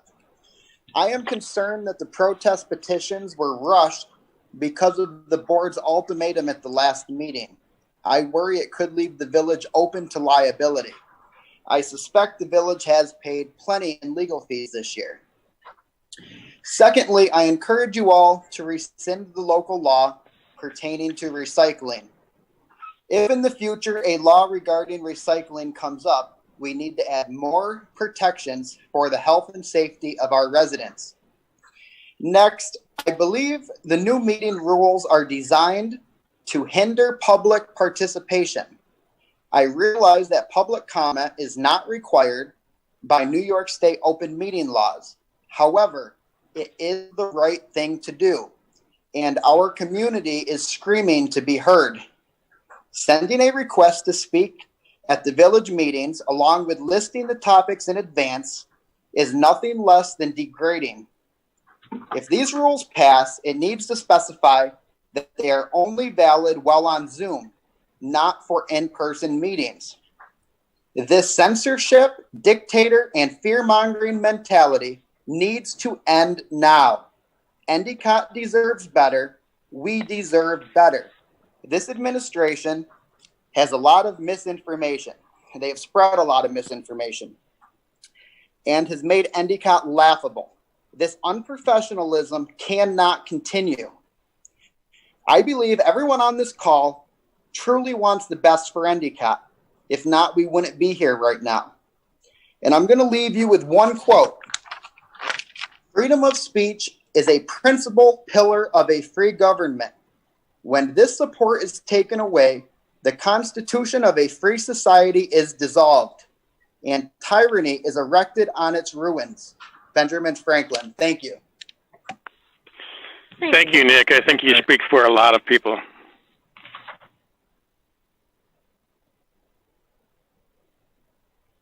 I have, Dr. Connor. Hi. Oh. Hold on, you gotta unmute. Unmute. You gotta do it again. I think that was me, sorry. Okay, There you is go. that all right? Can you Sorry hear me? about that. Yeah. Yes. Good evening, everybody. I'd like to clear up some confusion about the SunGeo project. The New York State DEC does not classify the SunGeo process as an incinerator because its stated purpose is to recover valuable metals from the batteries. But it does involve incineration. It does involve burning. Let me explain. No Burn Broom does not object to the purpose of this project. We object to the process used. And this process involves two high temperature steps, which are dangerous because they produce very toxic byproducts. Step one involves heating the battery components in a rotary kiln in the absence of air, yielding a mixture of gases and particles. No incineration at this point. And then step two, those gases and particles are passed on to an afterburner. And this step correctly is called incineration. The gases are burnt. And so the batteries themselves are not burnt, correct. But the gases, the batteries are not burnt, but the gases produced when you heat the batteries are burnt. And that's where the problem comes in from a chemical point of view. Because one of the chemicals that you have to destroy to get the valuable metals is a substance called polyvinylidene difluoride. And that turns out to be in nearly every battery, and it is a per or polyfluorinated alkyl substance, a PFAS, which the DEC is very concerned about. That's why they put a halt on the permit until this was sorted out. But they were only reacting to what John Ruscantini had found, that there was one of the electrolytes used in some of the batteries was a PFAS. What we now know is nearly all the batteries contain PFAS. And this should lead to a complete halt of this project. Meanwhile, I hope that the village trustees will follow the motion or the position that Patrick Dorner presented last week when he said we need a resolution which forbids any incineration, any high temperature process, call it what you like, gasification,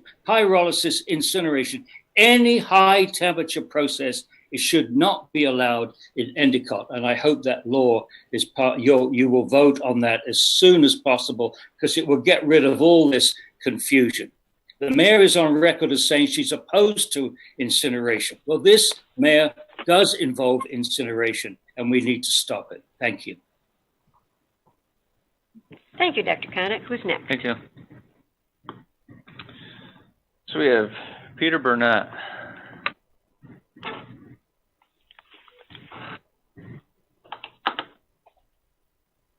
Anthony, just a check. Can you hear me? Oh, yes. Okay. Yep. Thank you. I'd like to start off by asking a question. It has to do with how much the village has currently spent on legal services versus the budgeted amount for 2020. This is no reflection on our village lawyer, Bob, who I think has done a fine job. But I believe a considerable amount of taxpayer funds. Can you hear me? Okay? Yeah. Yep. Yeah. I believe a considerable amount of taxpayer funds have been spent already, and probably could have been spent in other areas. And hopefully, resolution of this issue with the withdrawal of the law that was passed May 7th would help resolve that. The second point, I want to bring up the fact that it seems as though village board trustees have publicly stated misinformation about Sungeel's recycling process. And I think you just heard a rather brilliant dissertation from Dr. Connick on that subject. Now, I'll just reiterate that there are experts, we just heard from one, on these issues. But it seems as though the village board chooses to recognize Sungeel as, and their self-interest in the information that they presented as credible. And I think common sense says that they have other interests than the well-being of the village in mind. Another practice of distributing misinformation includes when board members and trustee members publicly state the position and intent of a residential group known as No Burn Broom. They have a very clearly stated position, which is concise and available on their website. As you heard, No Burn Broom supports growth of business and industry for the village of Endicott, but stands against industry that potentially pollutes and uses high temperature processes that produce dangerous and unknown long-term effects to the air, the water quality of our village, or risks detrimental consequences to residents' properties and the right to a safe, healthy life. There's certainly enough issues regarding and threatening health at this point. But one final thing is, and it's a critical point, that I don't think as village trustee we should put all our reassurance on the DEC to provide and ensure our safety and protection. As a matter of fact, I think we should pressure the DEC and demand that they perform what's simply a logical and practical evaluation of emissions at current processing sites of Sungeel over an extended period of time, not accept Sungeel's data and let DEC take an easy path accepting non-validated data from a group that is basically seeking the permission. It just doesn't make. So far, the record seems to show that Sungeel has not been forthcoming in disclosure, and the DEC has clearly missed requesting certain emission data that should have been required. I'd like to reiterate the fact that I'd like to see the law rescinded. And as far as support of the meetings, I do think it's a good idea if we could move back to in-person meetings. In the absence of that, I don't think the number of people that either attend the Zoom meetings or have requested time to speak is inordinate or troublesome in any way, and I think we ought to allow that in as many board meetings as possible. We are the residents, you represent us, and we look to you to do and give us the voice so that you know where we stand and what we think. I thank you for the time, that's all. Okay. Thanks, Peter. Thank you. All right, who's next? John Visser. on the Hi, list. John. I don't know if he's on the meeting though. He was on Endicott. He's on page 2. Was it John? John. I see a John on, just named John on here with no video. I know Mr. Visser has had video before, so. Yeah, but maybe he decided not to. I'm not sure if he's on here though. He had some, You wanna check? That's him? they can unmute himself there. Okay. Star 6. John, are you on there? He may not have really wanted to talk because I answered his question, but I wanted to give him the opportunity to be on. I miss his voice. I do too. I know he usually joins by video, so that's what I was looking for. Let me go through it again quick.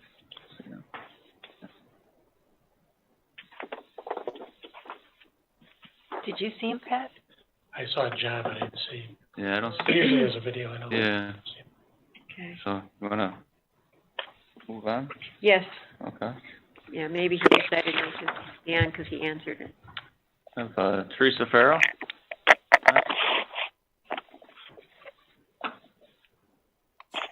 Hi, Anthony. Hi. This is Teresa Farrell, or Terry, 404 Hazel Avenue in Endicott, of course. Hi, everyone. I really, wanted to talk today about the proposal from the Sungeo Battery Incinerator Project. And one of the things I really wanted to discuss was this letter that I have here that was written by Frank Evangelisti, the County Planning Commissioner, in requests that were made to the village, recommendations for this project that were ignored. So just kind of want to read a little bit of that for you because it involves the General Municipal Law 239. The village should consider adopting supplementary use requirements for recycling facilities that address the following items: special use permit and or site plan review requirements, shredding, smelting, and furnace or incinerator burning, disassembling and processing processes, compliance with DOT transport guidelines, air emission standards, air pollution control measures, and state-of-art standards, and air quality monitoring, outdoor storage and stockpiling, fire avoidance and suppression systems, and emergency plan, including coordination with local and state emergency services, appropriate staff training, and assurances of appropriate emergency staffing, training, and equipment, handling and storage facilities of hazardous chemicals and material storages, handling and disposal. Now, the thing that's really important here to know is this case is very similar to one that happened in the town of Fenton. The only difference was theirs involved a review of their facility. Ours involves a zoning change. Now, in the town of Fenton, they had 6 agencies weighing in. That was the Shenango Valley School District, the Planning Board, the County Department of Health, the Department of Transportation, the Broome County Emergency Services, and the Village of Port Dickinson. Their review, their coordinating review, was 32 pages long. Guess how many agencies we had here in Endicott? We had 0. And our pages, we only had 2 pages long.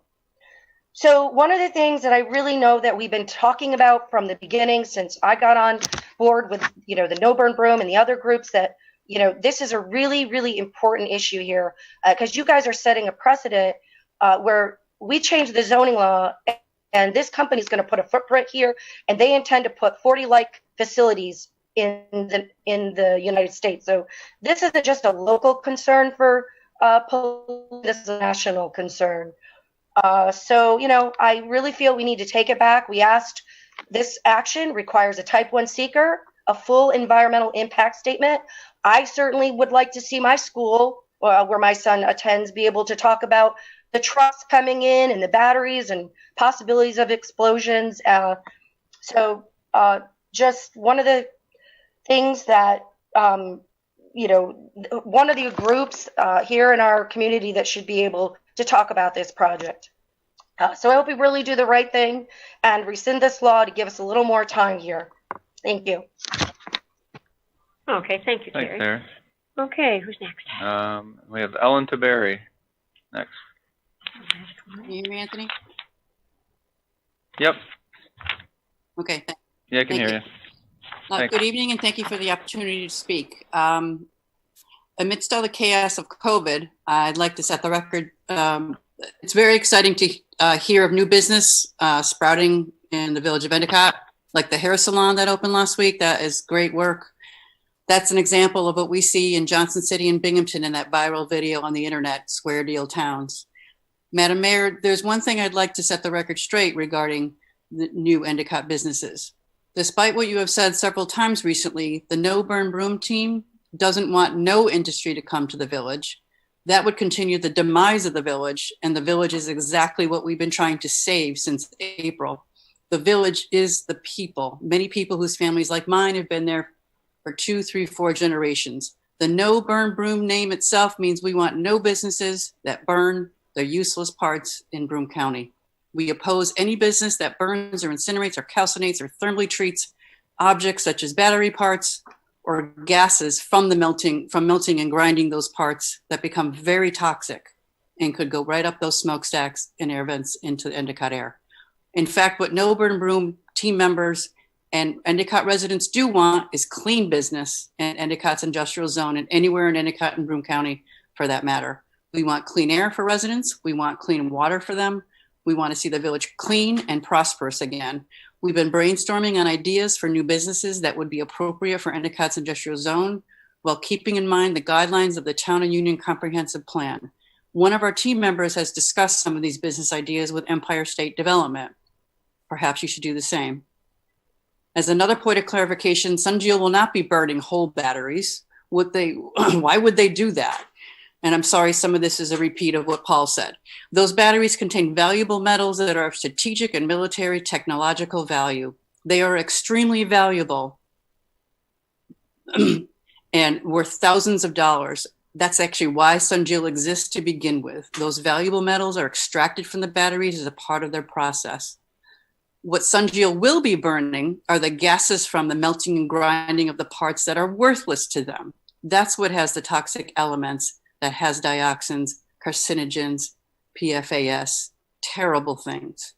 So the current state of affairs is SunGeo cannot guarantee that their process will work 100% of the time. That is a reckless and cavalier assumption on their part. The DEC didn't know about the toxic substances called PFAS in almost all lithium-ion batteries, and they need to investigate it. The DEC says that 4 known human carcinogens will be emitted, but they are at acceptable levels. How can any level of known carcinogens in the 21st century be acceptable to pump into the Endicott's air?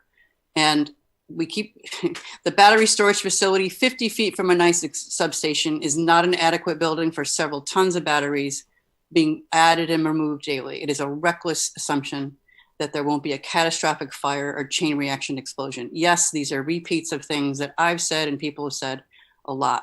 We haven't even talked about how loud the process will be with battery parts rattling around in an 80-foot kiln 12 hours a day. SunGeo, with their plan process, is not going to make the village economically prosperous. It's going to contribute to its demise. Mayor Jackson, Trustee Chapman, Trustee Konechny, if you have been swayed by those above you or, God forbid, threatened in any way, which are the only reasons I can come up with why you would not demand that the DEC do a Secret 1 process review and a full environmental impact statement.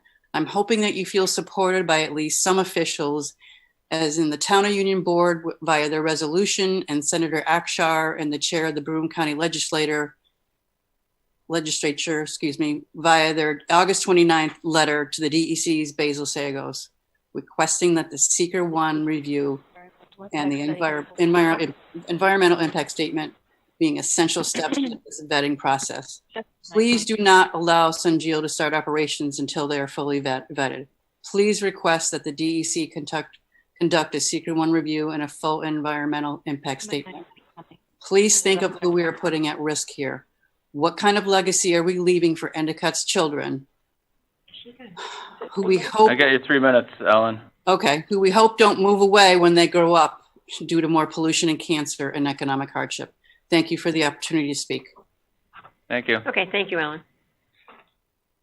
And I have Carol Layton next.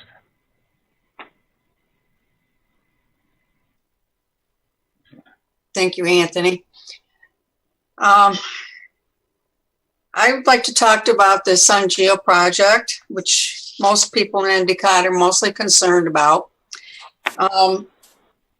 For one thing, I totally resent Madam Mayor's accusation that we are spreading rumors and that we are against any industry coming into Endicott. That's absolutely not true.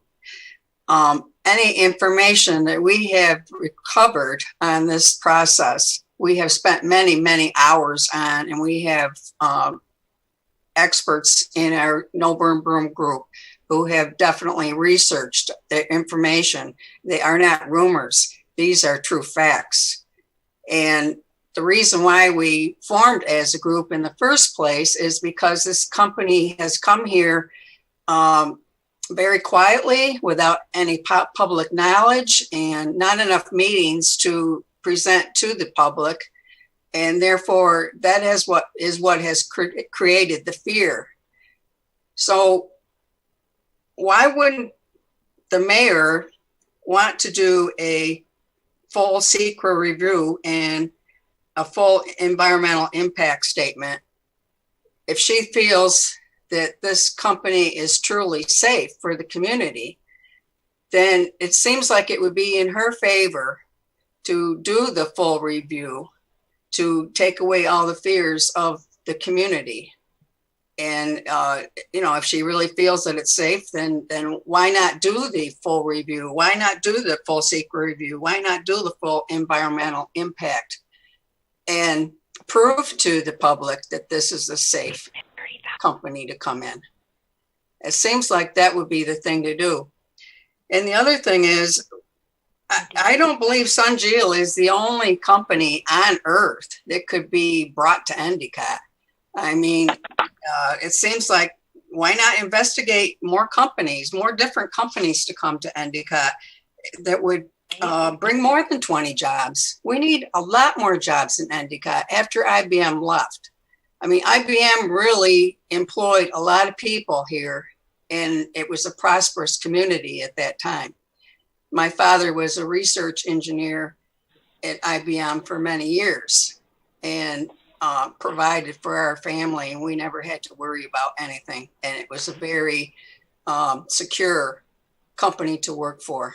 Unfortunately, IBM polluted our community and left town. Unfortunately, that happened. It should never have happened.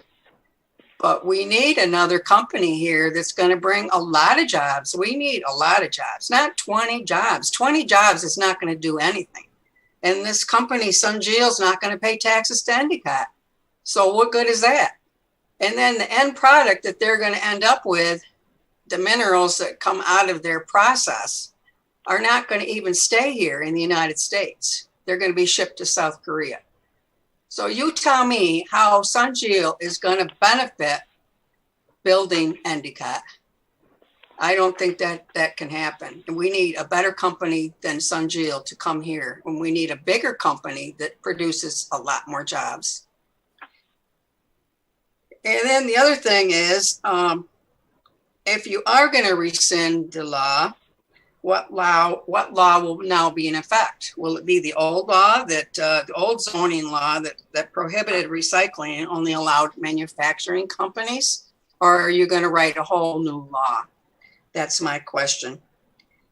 And then the purpose in the public meeting is I thought, for a public forum where people will be allowed to speak and have questions answered. That seems like a real public meeting. This idea that you have to send in your topics before the meeting is not very diplomatic, because there could be questions that come up during the meeting that you would like to talk about, and you're not allowed to because you haven't submitted your topics ahead of time. I don't believe that that's very democratic, and it's not the way to conduct a village meeting. And I guess that's all I need to say. So thank you. Thanks, Okay, thank you, Carol. Carol. Okay, and I think that's That's it, right? Yep. Okay, that's the end of our hearing of visitors. Right now we don't have any resolutions right now, so we have unfinished business. Let's discuss the protest petition. That's next on the agenda. First of all, does anybody want to, I'll start. Our petition review is finally complete. It's taken 4 months. This was a very long process. Our other competitors said they'd have it done in 2 weeks, and we had that in writing, but we went with this company. We went with Delta. It took 4 months. It's been a very long process. Every time we would make reports, it took us 2 weeks to get our corrections back. So we're not really excited it took so long. With somebody who said we rushed it, no. 4 months compared to 2 weeks is definitely not rushing it. But the bottom line is, it's done. So now we would like to vote on it unless somebody has some remarks they would like to make. Can you explain a short version of what the report says? I think I'll let Anthony do that because they've been going through it over and over, and he'd know how to explain things to you. If you don't You want me mind. to read the report? Or Yeah. he just give him a quick overview. If you could kind of, because you've been through it so often, you could give him an Well, overview. I'll read the conditions and then I'll read the report of those 3 conditions there.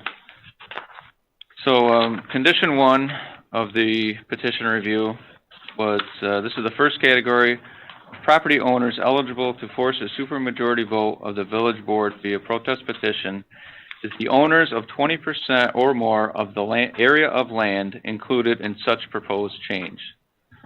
So that would be the area inside the district. Condition 2, the second category of property owners eligible to force a supermajority vote of the village board via protest petition is the owners of 20% or more of the area of land immediately adjacent to that land included in such proposed change, extending 100 feet therefrom. And condition 3 is the third category of property owners eligible to force a supermajority vote of the village board via protest petition is the owners of 20% or more of the area of land directly opposite thereto, extending 100 feet from the street frontage of such opposite land.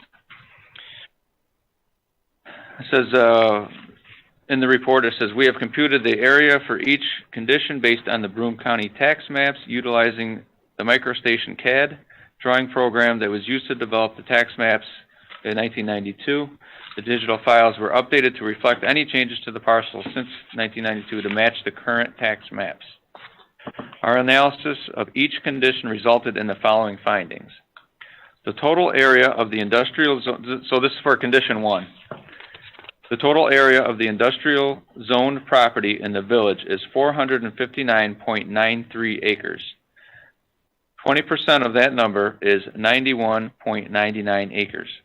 The total area of the parcels included in the petition that are within the industrial zone is 1.29 acres, which falls short of the percentage to force a supermajority vote. So for that condition, would have had to have 91.99 acres, and the reports showed that 1.29 acres were included. So that was short. For condition 2, the total area in this category is 89.89 acres. So 20% of 89.89 acres is 17.98 acres. The total area of the parcels included in the petition that are within this category is 5.70 acres, which falls short of the percentage to force a supermajority vote. So that condition needed 17.98, and we received 5.7. The last condition was condition 3. The total area in this category is 25.99 acres.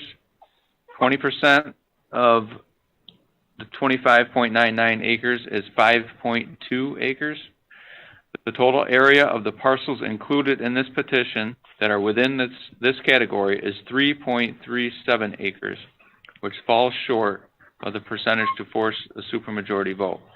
So for condition 3, we would add 5.2 acres, 5.20, and we received 3.37.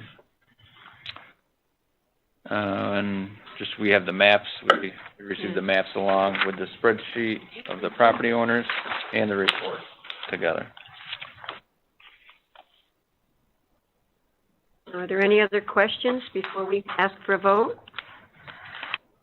So the vote is on the resolution that each of you have, which would adopt the protest petition report, is that right? I do believe that. Yes. Make It's in that packet. a motion to adopt the petition report. That, Cheryl? We'll need a roll call vote. Well, we're not adopting them, what would be the word, Bob? Accepting them? Approving them? Yeah, it's a motion to approve the resolution regarding the protest petitions. The resolution lays out, kind of the background of what it is and what you're voting on. But you're essentially accepting the report, which concludes that the protest petitions were not sufficient to force a supermajority vote. So your motion, Cheryl, is to do what? The resolution regarding the protest petition, to accept the protest petition. You're making a motion to accept the report, is that correct? Resolution regarding protest petition.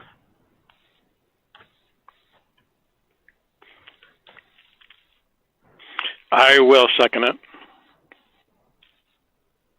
Okay, we'll do a roll call. Do Trustee Konechny? Yes. Trustee Dorner? Yes. Trustee Chapman? Yes. And Trustee Warner? Yes. Okay, so that was the resolution regarding protest petition. Right. Now we're all done with this. Right? Now we come to the part where we want to talk about repealing the code for zoning. I want to remind everyone that this code for zoning is not linked to any one company. We did look at this company and saw things that we needed to add. The reason we made up this code to begin with was because we found things that were in our recycling, in our law, that we didn't like, and we wanted to make things more strict because we were very worried about Taylor garbage coming over here. And it was one reason that prompted this. But we have other things involved now, so I would like to ask for a motion to rescind this law. I'll make a motion Okay? to repeal this law. All right, now I need a second. Yeah, I just want to clarify, if you are going to move forward with repealing the law, we'll have to go through the seeker document, which is required for adopting any local law. You don't need to do the seeker review if you're not going to adopt this local law, which is the repeal law. Would we be doing that if we adopted this law, Bob, would we be doing the seeker tonight? I recommend we do it tonight. If you're going to approve this tonight, we ought to do the seeker tonight as well.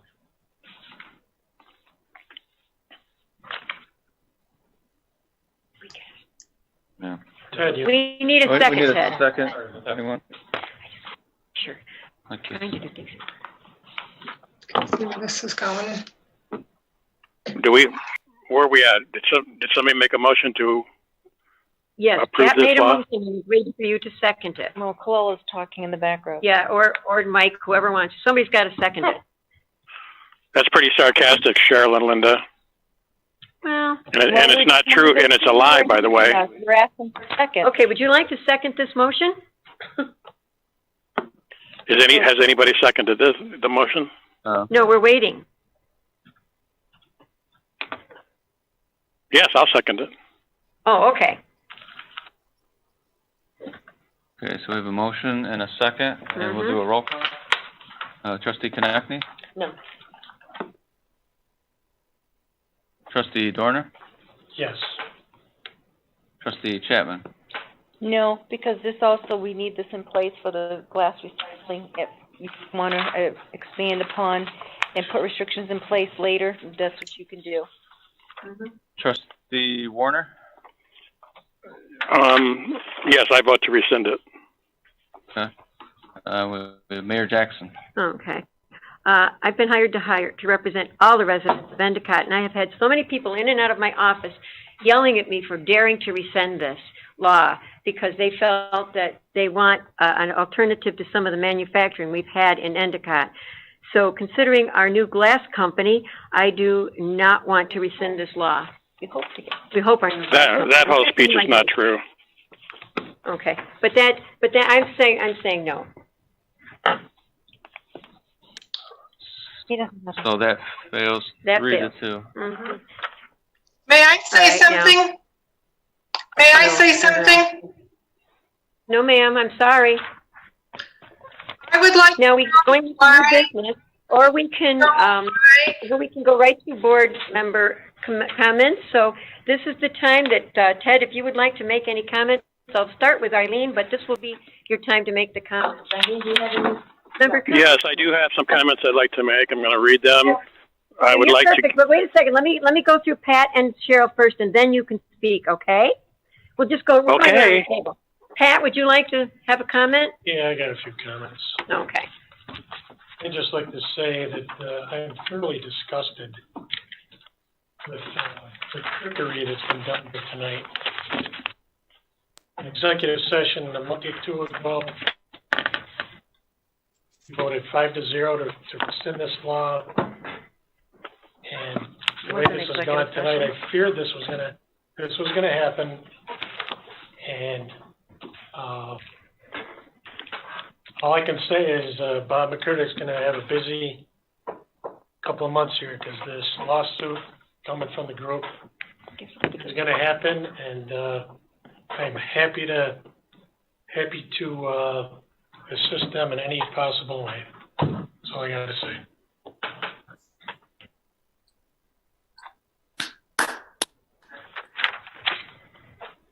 And by the way, can I still talk? Yes, it's true. This vote tonight went totally against the recommendation of our village attorney. He made it very clear in a memo that he strongly recommended this to happen. Client privilege. And by 3 of these board members going against his the third time authority or his recommendation is really abhorrent, and it's breaking the code of ethics. Makes me sick. I mean, if I just chime in, I'm certainly happy to answer any questions or respond or to give comments, but to the extent I've given attorney-client privileged comments, that is supposed to be held confidential. But, I mean, I can certainly give you comments and advice here tonight if you'd like. An awful mayor. She's the worst mayor ever. Can you get rid of that person, too? Yes, you are the worst mayor we've ever had, and the 3 of you are horrible. All right, this is uncalled for. You're going to have to, please be quiet. It's not your turn to speak. Yeah, we just lied in front of Do you have them. anything else you wanted to say? Can you turn those people off? Thank you. Pat, did you have anything else? I'm sorry. Did you have anything else you'd like to say? Shame on all of you. This is disgusting. Yes, I do have a couple of comments I'd like to make. I'm going to read them.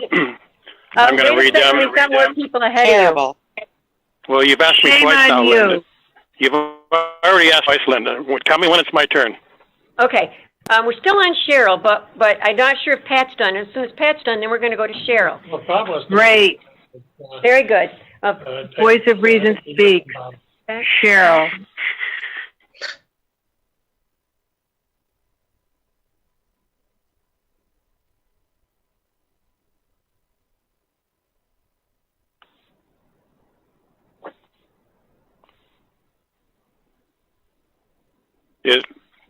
Where are we? Is Cheryl going to talk, or?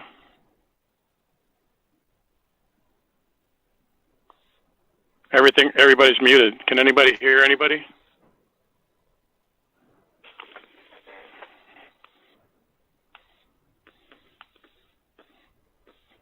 Okay.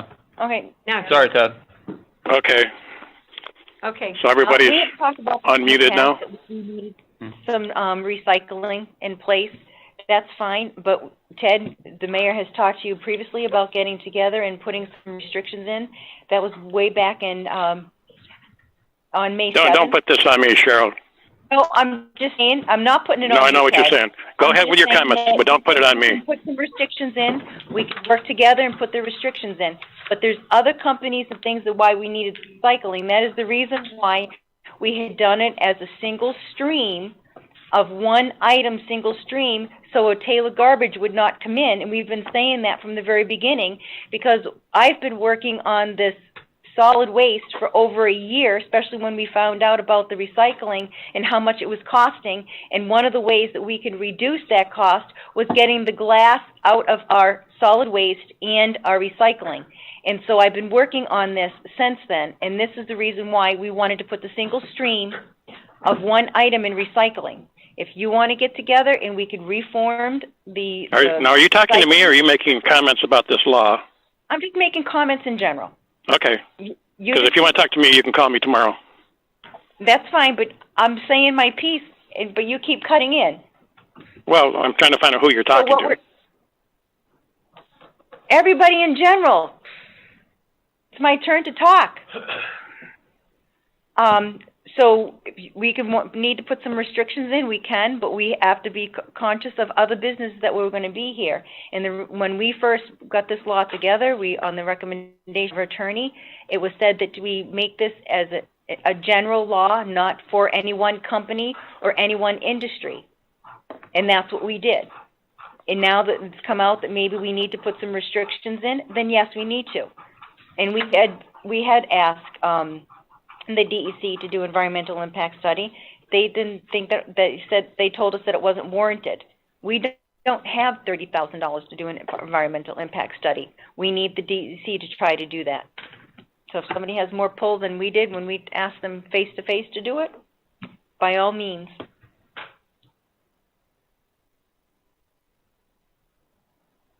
Go ahead, Pat. Yeah, just another comment. If you want this recycling glass company to come,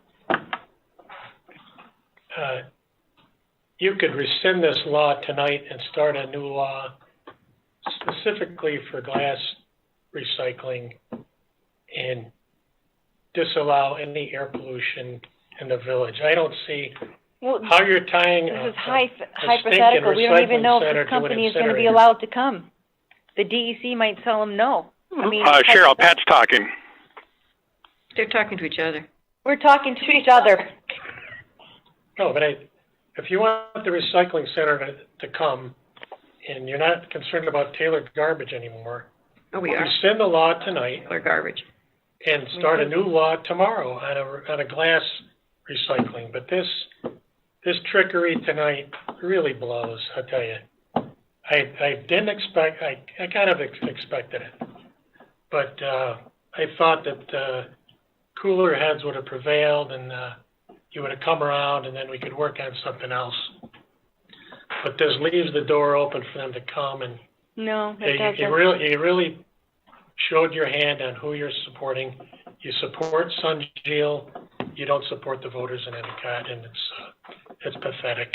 That's not true. We don't even know if this company's even coming, or even if the DEC is even going to allow them or give them reissue their permit. So. Well, but what it does, this is a zoning law. So what it does do is it allows a window for grandfathering.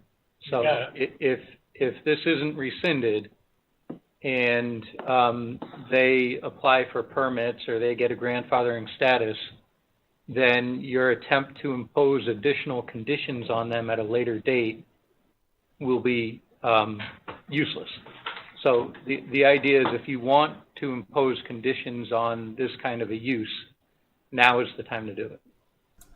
This is bad. This is bad. This is very, very, very bad. And we're going to be talking about this after this is over. So stick around after this is done. They don't even have a building permit. I mean, they can't get one because they can't do anything until they hear from the DEC. They won't be granted. No, Cheryl, you've been here 20 years. They can get a building permit anytime the village can give them a legal building permit. They do not have to get a permit from DEC to get an Endicott building permit. Now, we've been doing this for 5 months. How come you don't know that?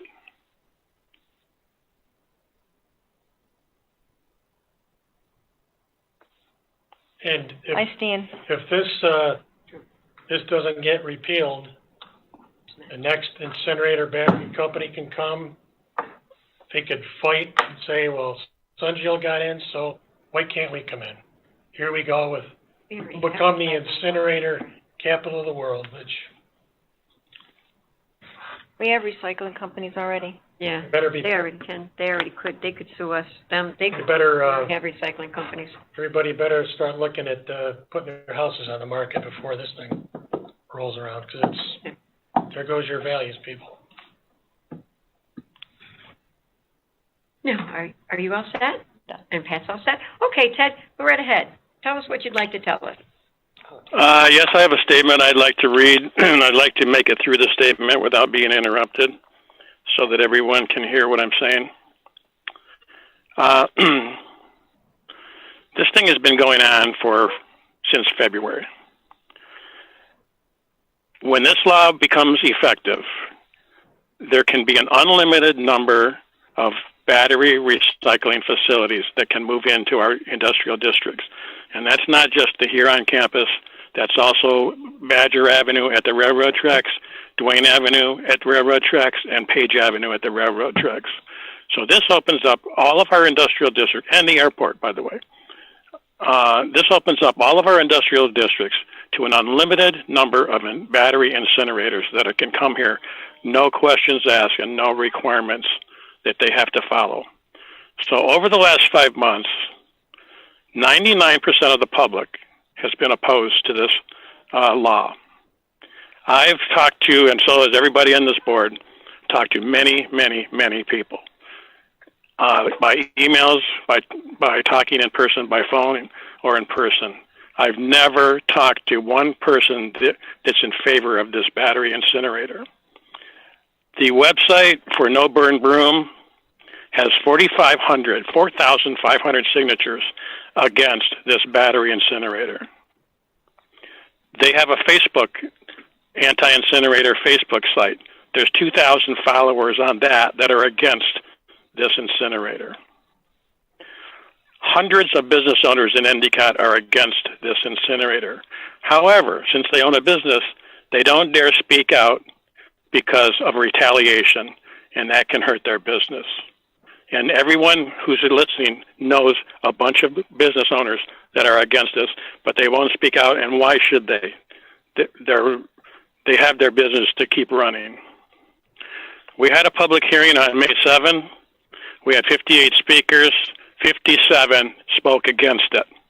One guy spoke for it, some friend of Linda, and he only spoke for it if they made the stacks 500 feet tall, so the dioxins and the PFAS would float over the north side and not drop down on the north side. We had another public hearing where 100% of the speakers spoke against it. If you drive around the north side, you'll see literally hundreds of signs in lawns. People are against the incinerator. The UE school board, the entire UE school board, voted to request this village board to give this thing more time and to have a full environmental impact study done. Senator Akshar, who's our representative in New York, in Albany, sent a letter just 2 or 3 weeks ago asking the same exact thing for this board to have a full environmental impact study before they rush this thing through and ram it down everybody's throats. Broome County legislator Matt Pasquale, who represents the middle part of Endicott, the north side, and down south of the north side, Mercer Park area. He signed that same letter. He was against this battery incinerator.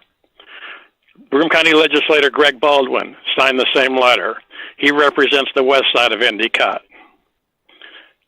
Broome County legislator Jason Shaw did not sign the letter but he is against moving forward with this without an environmental impact study. The entire town of Union Council, 5 bipartisan, half Republican, half Democrat, voted unanimous, 5-0, for the same reason, to tell this board, who doesn't seem to know what they're doing, to tell this board to take their time, get an environmental impact statement study done, and do it right. We're representing 13,000 people. Those 13,000 people own 4,000 properties. If this battery incinerator moves into town, it's been a proven standard thing across the country. Once you get an incinerator in town, your property values decrease 25%. Not in the first month and not in the first 6 months, but over the next year to year and a half, the property values will go down 25%.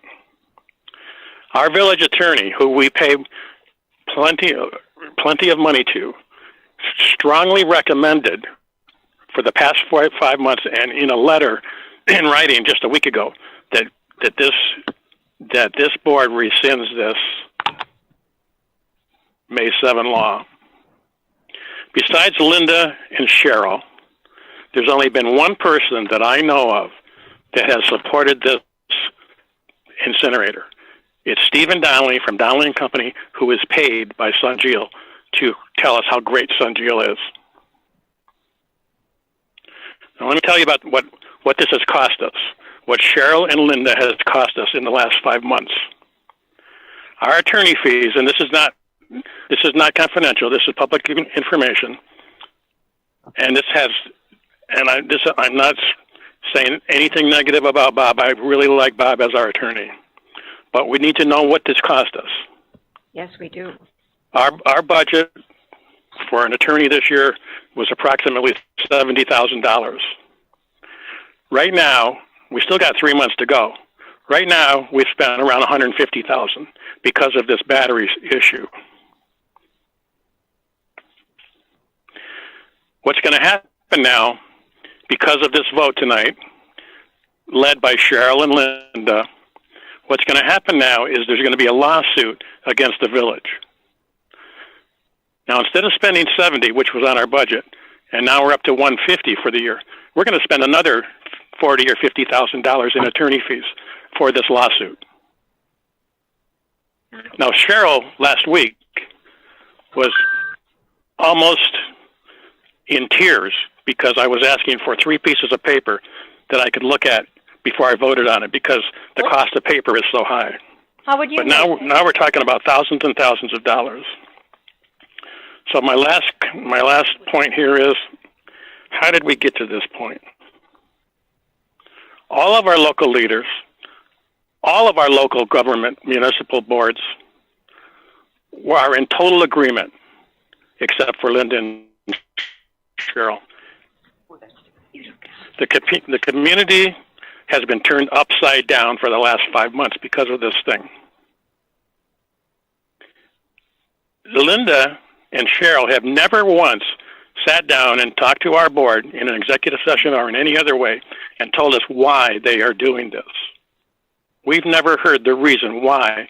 Linda has flipped back and forth 3 times on this issue, and we don't know why. We've never heard why.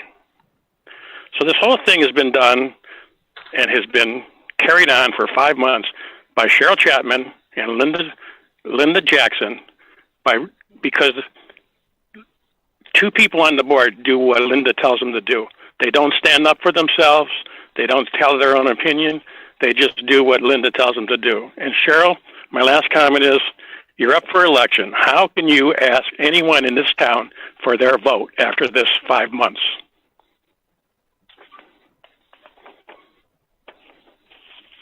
Don?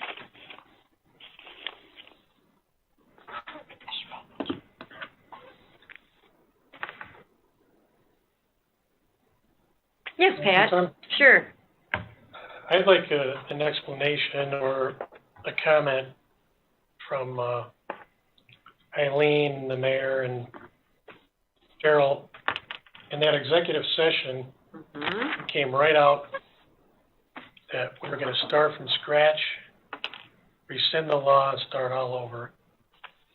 And how can we go from that point to this point tonight with this trickery? I just like an explanation, if you can give me one, on how that thing boomeranged right around to support SunGeel once again. Because we talked it baffles I me. don't know what executive session Do you want about. Should I answer it?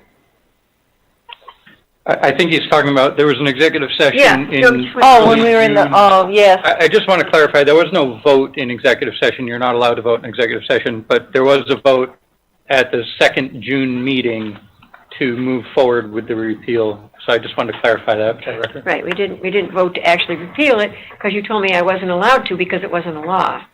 It was, well, you're not allowed to vote in executive session at all. Okay. But the general opinion was, because you came right out of the chute, because we're repealing this law, and I says, where the heck did that come from? Because it was all negative up to that point, and I was pretty happy with that, thinking we were turning the corner here, but I actually thought I just,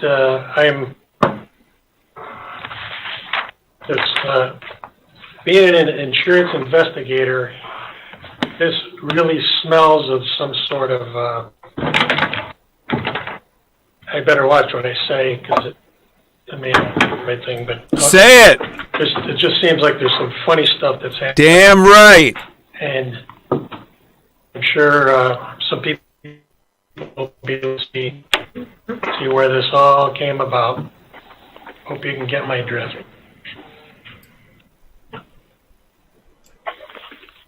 One last thing I'd like to say, Linda, you made the motion back to rescind this law. This was your idea to rescind this law. This was your motion. Yes, it was. And you said that night, and over again, that you were going to vote to rescind it. Tonight, you broke your word to the general public. Damn I right! said I would check in to see how many people were, for the last time you asked me, I said. There's 60 people on the Zoom screen shaking their heads no at you. They heard what you said in that meeting. I said to you, it depends on how many people come into my office. And you wonder why I don't show my face. The 60 people on the Zoom screen heard what you said in that June meeting. Yes, So they're not that's believing what exactly you're saying I right said. now. No, that's what I said. That's it. Okay, are we? Linda, you have lied for 5 months, and now you're lying again tonight. All right, I do believe that's over the line, and I do believe we're done with that particular sentence. Shall we go on to something else, or are we That's done? why I say different. All right. Yes, Pat, would you like to say something? Bob was going to make a comment, I think a little while ago, and I think he got shut off. But, I made a comment about the letter last week. It seemed like you were going to say something. Maybe you weren't, but I don't know if you have any comments about this, or as our village attorney, or. Well, I'm in a tight spot now because the board, it appears, is not going to repeal the law. So for me to say too much publicly, which will be in opposition to the action you're taking, is not, I've got to be careful here. What I've said in writing to you, and you all know my opinion on this. But what I can say, just generally speaking, is that the advice I've given from day one is that you should allow DEC to do their environmental analysis and have a peer review conducted to review that environmental analysis to make sure that this is a safe process. We followed that process back in May, and then after that, the letter came out from DEC identifying this PFAS issue, and the the no burn broom people give credit where credit is due. They had identified this issue as well. Yes. So in my book, that's not something that you run from. That's something you take head on. Mm-hmm. So I think the thing to do is to follow the same process that we've done really from the start, which is to allow DEC to conduct their review, do a peer environmental review that's paid for by our own consultants, our own engineers, and go from there. And, quite frankly, that's what really everyone, Ted ran through the list of different agencies and individuals who are advocating for that kind of a process, and DEC is going back and reopening their review. SunGEAL even is going back and doing more testing and more review. So I guess you know, I would just advocate that that's the kind of analysis that you want to undertake when you're approving or not approving a zoning law. Well, I think too, is one of the things is we need to give them a formal letter requesting them to do an environmental impact study. Again, the DEC. I think it should come from the mayor's office. Because we've talked to them. We've told them we wanted it. But we haven't put it in writing. Donna Lapardo reminded me today that we need things in writing when we talked to We've talked to them over the phone, and they said they didn't feel that it's warranted, but I still feel that a letter requesting it from the mayor should. We also said that we've already. And we already will have a private review done. We've already talked to Anthony about that, spending the money for private review after the DEC tells us what they're going to on the PFAS. Because as you and I talked earlier, got to have it in writing. Yeah, so I guess then the question is, what do you do in the meantime, right? So if you are going to try to pursue that, what do you do? What kind of framework do we have? What legal framework do we have while we're waiting for that kind of environmental review to take place?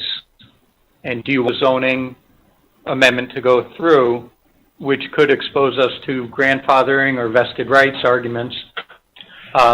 Or do you want to reverse course on that and wait for the environmental review to be finalized and then make a determination? So really, this is a question of what do you want the landscape to look like pending the final environmental review for this company? And, you know, one option you might consider is that not to open the door through a zoning amendment to the company until we know that it's safe from an environmental and public health standpoint. Well, we made an amendment or a recommendation. We wouldn't pass the law until the protest petition is proven. I would agree. At this point, just to salvage this thing, it'd be to make an amendment, like you just said. Hold it until they prove it, if they can prove it. But is it too late now, or can we still make that amendment? But I think that was the vote that was taken already. I mean, the question is, the vote was on the repeal of the zoning amendment, which would have kind of put us back to where we were back on May 7th before that vote, and hold the status quo until those environmental reviews are conducted. That would be that's the whole point of the repeal process. It's not to prevent SunGeo from coming here. It's to make sure it's a safe process and allow the environmental review to play out prior to making that determination. So it doesn't close the door on SunGeo. It just reorders the process. Well, how could we do it? Can we still do something with the repeal law with a contingency or not? Well, I mean, obviously if somebody had wanted to change their vote on this repeal law, I mean, we're still in an open session here. We're still in a public meeting. We've had the public hearing, and that's not too late until the meeting adjourns. What public hearing? Do you need a motion to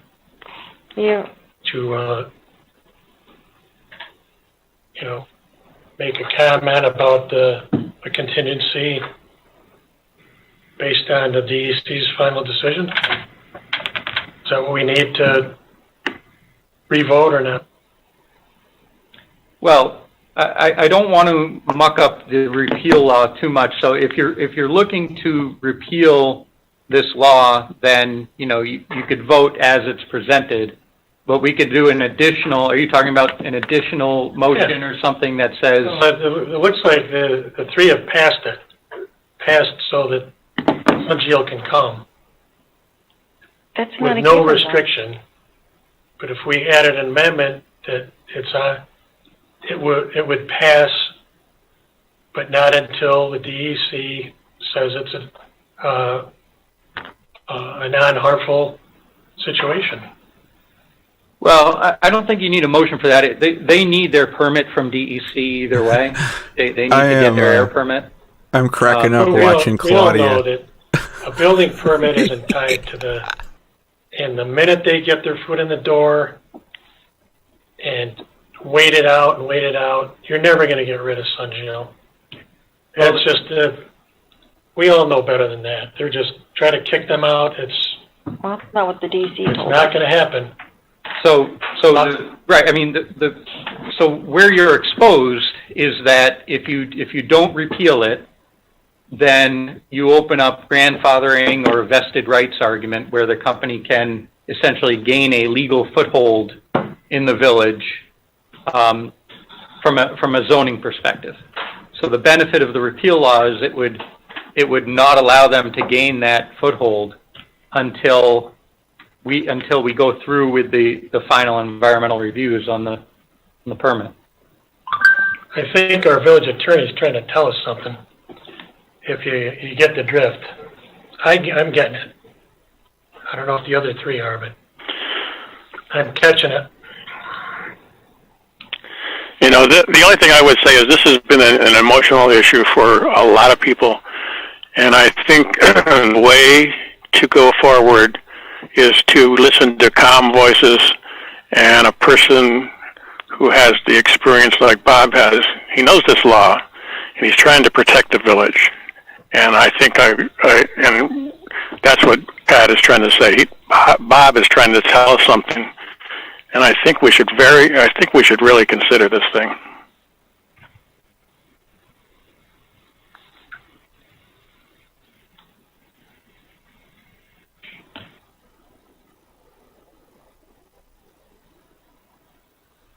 Hello?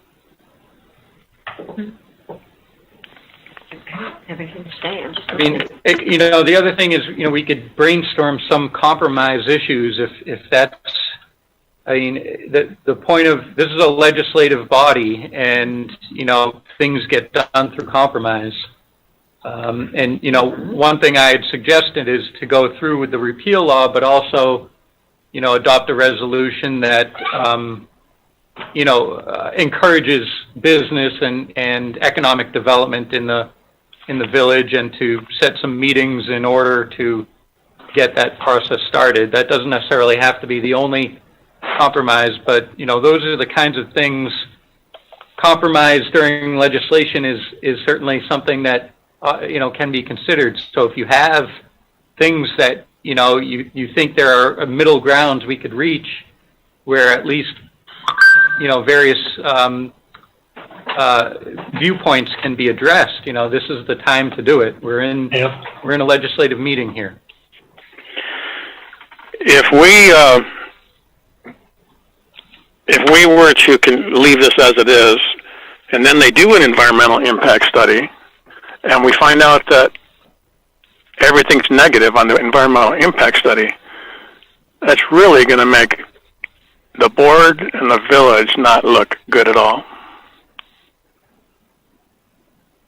And if it's on the environmental review and comes back that it's not good, then the DEC won't give them their permits. No, especially that paper I have that's got the 8 things that they agreed to. They won't get their permit. Exactly.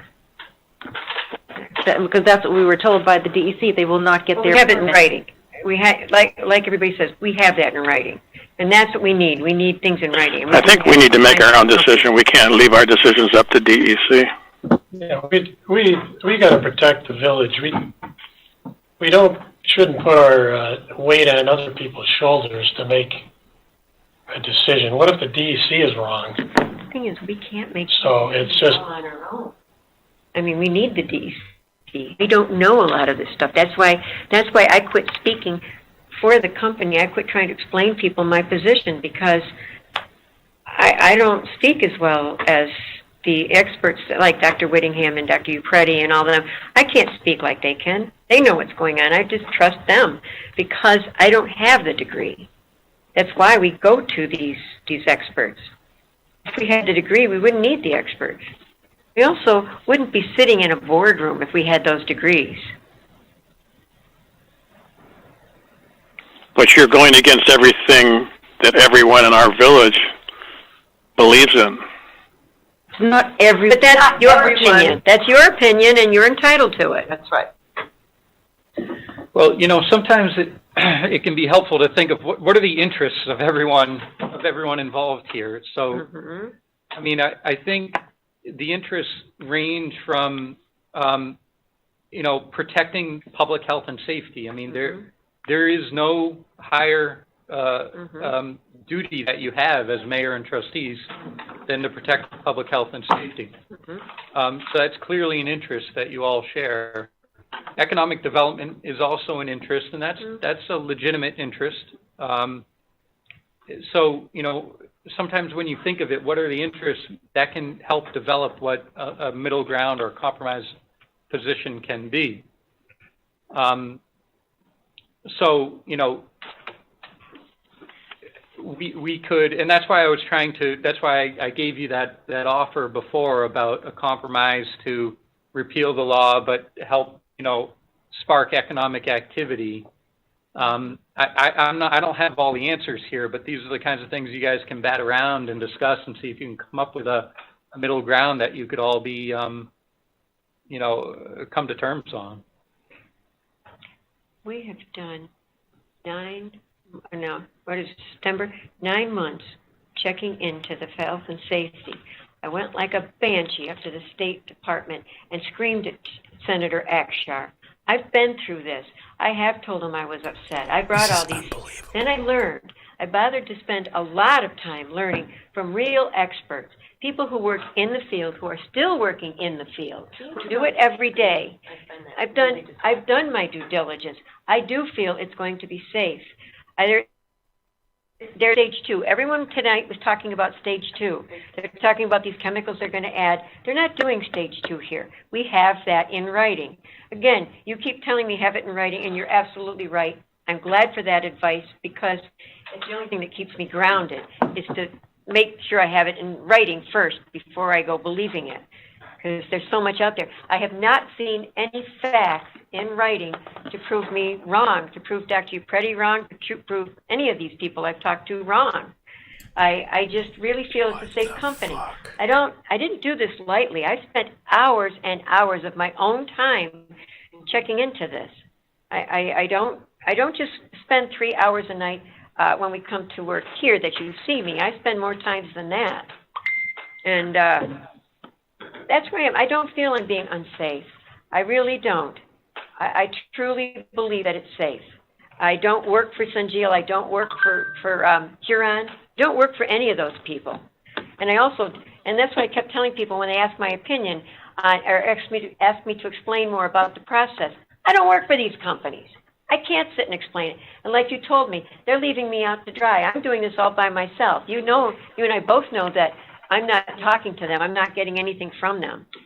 Because you were picking on me earlier about it. No, I wasn't trying to pick on you by any means, Mayor. No, in a nice way. I don't mind it. It was nice. I agree with you. I know your heart's in the right place. I'm not trying to imply that it's not.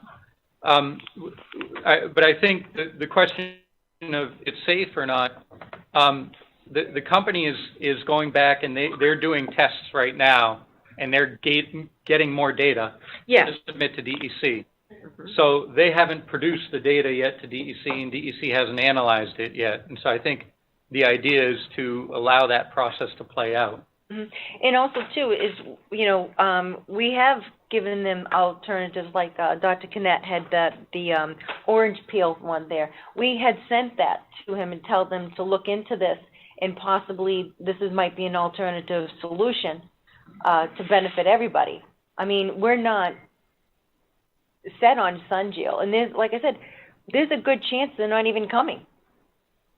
Right. I mean, we don't know that for sure. No, and we're kind of concentrating on other aspects now, because we figure we're waiting to see what the DEC says. Who knows what they might end up saying? And they are the ones that are for the air permit. It's just really a. They're just being I want to leave things the way they are, but that's one opinion, and we have 5 opinions to go with. So I only have one opinion. Would Eileen and Cheryl be willing to compromise?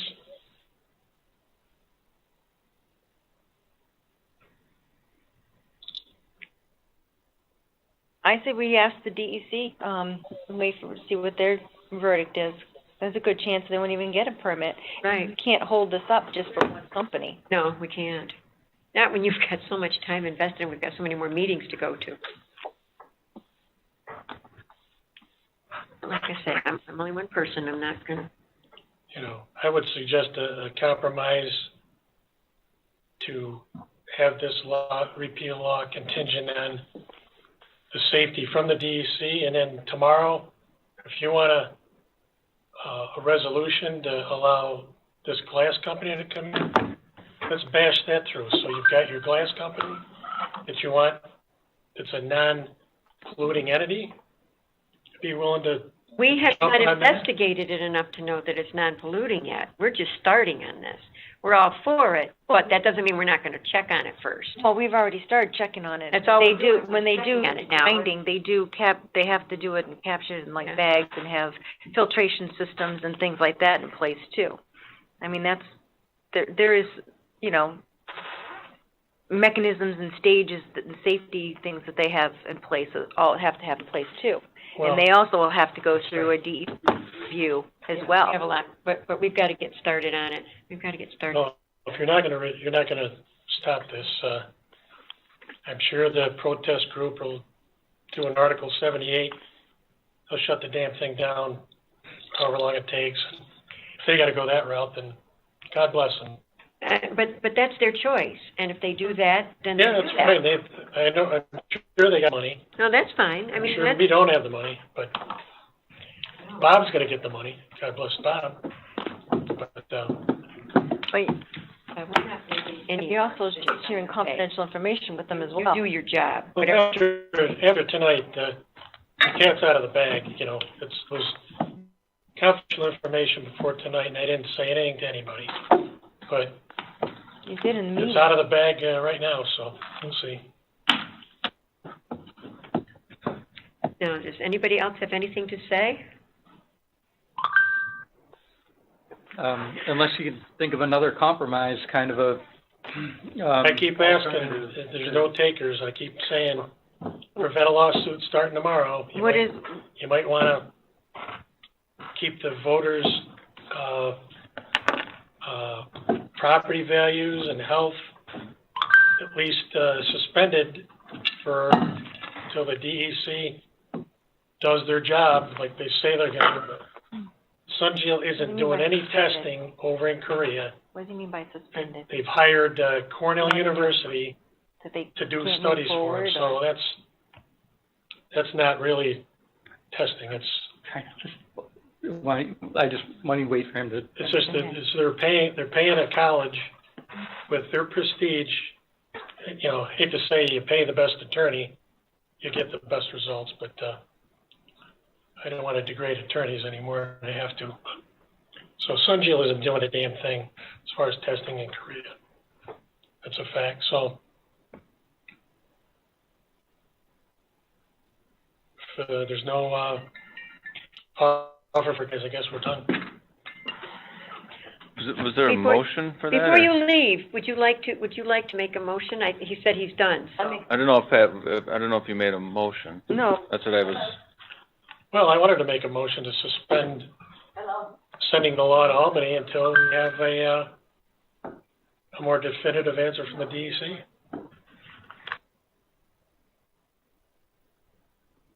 The only thing with that, though, then we'll have to change because we have other laws that are being waiting to be sent to the state because of this one's in limbo, and she can't go out of sequence. So those other laws that we passed. That's nonsense. Bob, does that sound like a legal compromise, and can we go out of order like Cheryl's saying? You know, under state law, you have 20 days to file the law with the state, and we've delayed the filing the recycling law because of the protest petitions. But there wouldn't be any real legal grounds to delay filing the law until DEC's issued its. I mean, it's to me that's not even really a compromise. It's just it's kind of taking a half step, really. Sure. If you've decided not to repeal, then, you know, we've got to file these laws. I think the compromise ought to be more on, from a policy perspective. Can you find a middle ground to make your interests of public safety and economic development both realized? I think that's what you want to focus on more.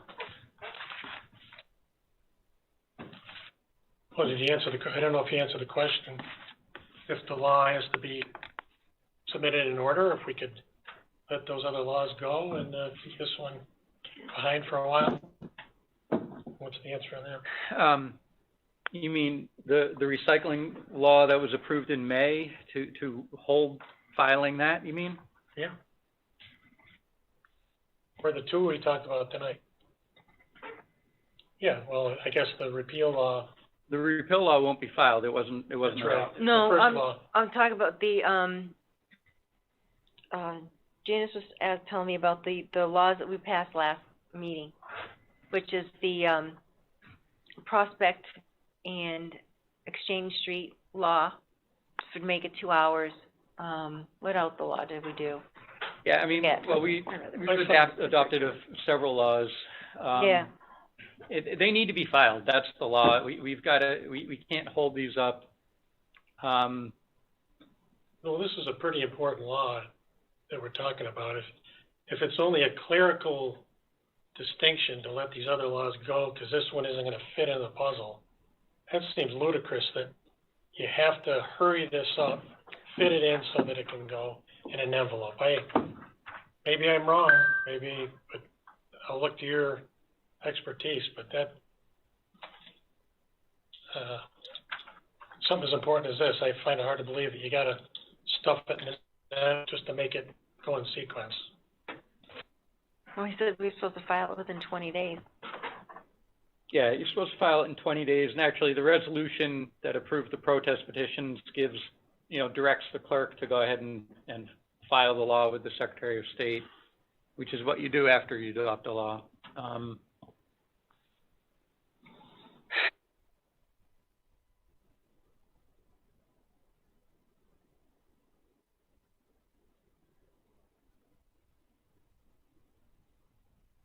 Once again, our attorney's given us a hint, and you're not biting, I'm telling you. I didn't hear a hint. Something ain't right here, and that stinks. Well, I mean, wasn't gonna mention this. When things stink like this in my job, I call on the police or jurisdictions, and I want to let you know I've already talked to people in the FBI, and something, you laugh at me for saying this, but this kind of action, it isn't right when there's this much opposition. Somebody's either getting lined or something's been promised. I don't know. I've been doing this for 35 years. No.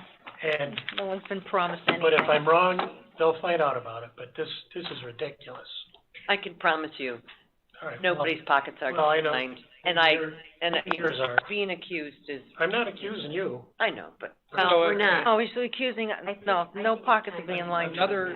Another compromise position could be if you did repeal the law tonight and direct me to go forward and get a law in front of you guys at the next meeting that would allow recycling, but just with some additional restrictions. That's just too costly. It's going to go through another. That's another way to. Yeah, it does require another public hearing process. But I can get it in front of you at the next meeting. We're going to get shut down on everything that would serve both interests to the extent that it would take the recycling facility law, the original one, off the table, so you're not going to have that vested rights or grandfathering problem. But it would allow you to move forward with approving recycling facilities with some additional restrictions on them. So that in a sense, that's a middle ground that serves both economic development That was a public great, health protection. that was a great idea on May 7th. On May 7th, we decided the next day we were going to make new laws. We were going to make stricter laws so that we could put them in at the same time because we knew we had to go through the petitions. We knew that was going to take us a while, and nothing ever appeared. If we do this now, we're never going to get anything passed. Nobody's going to pass anything for any kind of recycling, no matter what we do, because I've had too many letters in my file. I can show you. We don't want anything in industrial. We don't care how safe it is. It's not going to matter what laws you make up for us. If we had done it in May, that would have been great, but we didn't. I wasn't in charge of that. It didn't happen. That just happens. I don't understand how it's going to be costly or time consuming, and there's been accusations that this no burn broom team doesn't want any industrial activity, which is totally false. And I just once again, Bob is making a good point to protect the village against the lawsuit, and it's I think a lawsuit's coming no matter what we do. Yeah, a lawsuit's coming anyway. No matter what we do, there's a lawsuit coming. And we always knew that. What do we mean by that? Lawsuit's coming anyway. We've just heard that people want to sue us over everything we're doing on this, so. Linda, if we rescinded the law, there is no reason for anybody to sue. Sunjiel can't sue if the zoning doesn't, the zoning prohibits it. They wouldn't have a leg to stand on. Well, because we already have recycling in our industrial area, and we have had for years. So it has been there. And regardless, I don't know what the code office would do, but if they decide to give the permit anyway, they're going to get sued. I really don't know what they're going to do. I haven't asked. Well, we can only talk about tonight, though, but if whatever happens, like with those different departments and all that, that's something different. But as far as rescinding the law, if we rescind the law, there's no reason why anyone can sue us. Huron can't.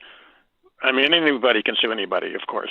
But there's no real valid reason for Huron to sue. There's no real valid reason for Sunjiel to sue. No real valid reason for the protest petition people to sue. The law is already passed.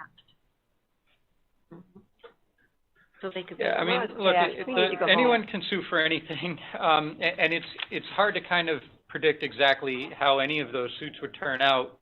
But I would focus on what do you think is the best thing to do for the people of Endicott, right? We can talk about this lawsuit or that lawsuit. Right. What it comes down to is what's the best thing to do for this community? What's the best approach to take? I think that's what you're each charged with. I went to a police reform meeting, and one of the women there was telling me she goes into prisons, and we were saying, we were talking about poor people, and she said, wait a minute. These people in prison aren't poor of money, they're poor of hope. They have no hope. There's nothing coming into the village. The village is dying. She said, there's no hope here. You need to give us some hope. When I was running for trustee, everybody kept bugging me for jobs. I couldn't answer them because I had no way. We've waited 15 years since IBM left. We brought nothing here. Now we have a chance to get a company that we have vetted. We know it's safe. We feel it's safe. We wouldn't be doing this if we thought it wasn't. And I'm sorry that other people have different opinions, but that's just it. Their opinions, where we've bothered to go out and get the actual paper facts. And that's how we feel. And I feel I am doing the best. I am giving the people what they want. There's people on the north side, yes, that are very scared about this. But I talked to a man, remember the man who was in my office today who couldn't walk at the door? He said, what are you talking about, the battery company? I live down by Jenny F. Snap. I don't know anything about that. I went to a neighborhood watch meeting, south side of Endicott. What are you talking about? We have no idea what you're talking about. These people don't even know this place exists. I can't believe it with all the press. I can't believe they don't know, but they don't. So they're after jobs. They're after safe. Everybody says we want safe, clean companies. That's what we've got here. We have a safe, clean company. If they're not going to allow this safe company, they won't be allowing the next one either. Who knows? We don't know what they're going to allow. We don't know what this group is going to tell us we can allow in our village. And I'm just here making the best decision that I personally can. I personally believe this. I don't know how anybody else feels, but that's how I personally believe, or I wouldn't be here saying it. Because I live a mile away also. My son has played baseball up at Logan Field. Don't think I haven't been around here. No, I don't think the DEC would allow them to come in if they were that bad. Not now. Before, I don't think we had much confidence in them. But we've been putting them through the ringer with what you and I have been doing, especially with the IBM sampling. We've been checking on every aspect we can. Nobody's ever checked on the IBM sampling before until we did. Oh, we could still ask for environmental impact study. Yeah. Okay. All right, make a motion. Make a motion to adjourn? Yes, I'd like that. Motion to adjourn has been.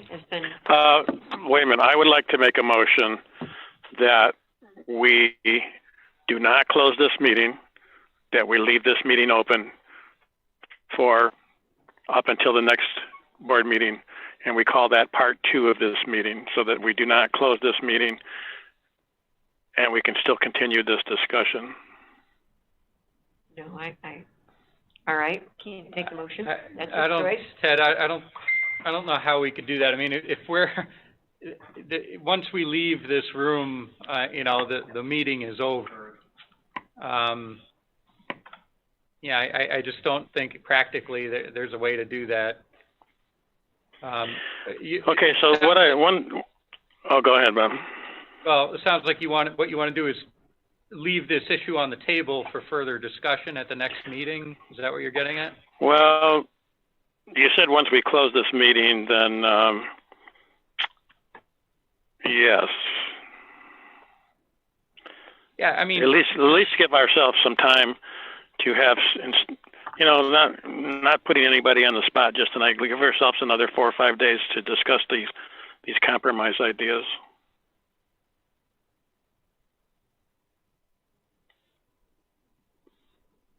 Yeah, I think you could always, you know, anyone can propose compromise ideas at any meeting. Closing the meeting tonight doesn't foreclose that. But what it does is it sets in motion the exposure that we have from a grandfathering or vested rights perspective. Right. So, I mean, so if the point is, if you want to repeal the law, now is the time to do it, get it done, and then we could do new legislation with a compromise position if that's the route you want to go. I think any municipality that has elected officials on it should do the reasonable thing, the logical thing, and listen to everyone around them. And to me, that seems reasonable, logical. It's been too emotional, this whole thing, for everybody for 5 months. And if we just took it a little bit easier and everyone sat down and was friendly and discussed this stuff, kind of like we're doing tonight, we really haven't had a discussion like this that I know of since we've been in, since January 1. Maybe we can make some progress. The door has always been open. Nobody came.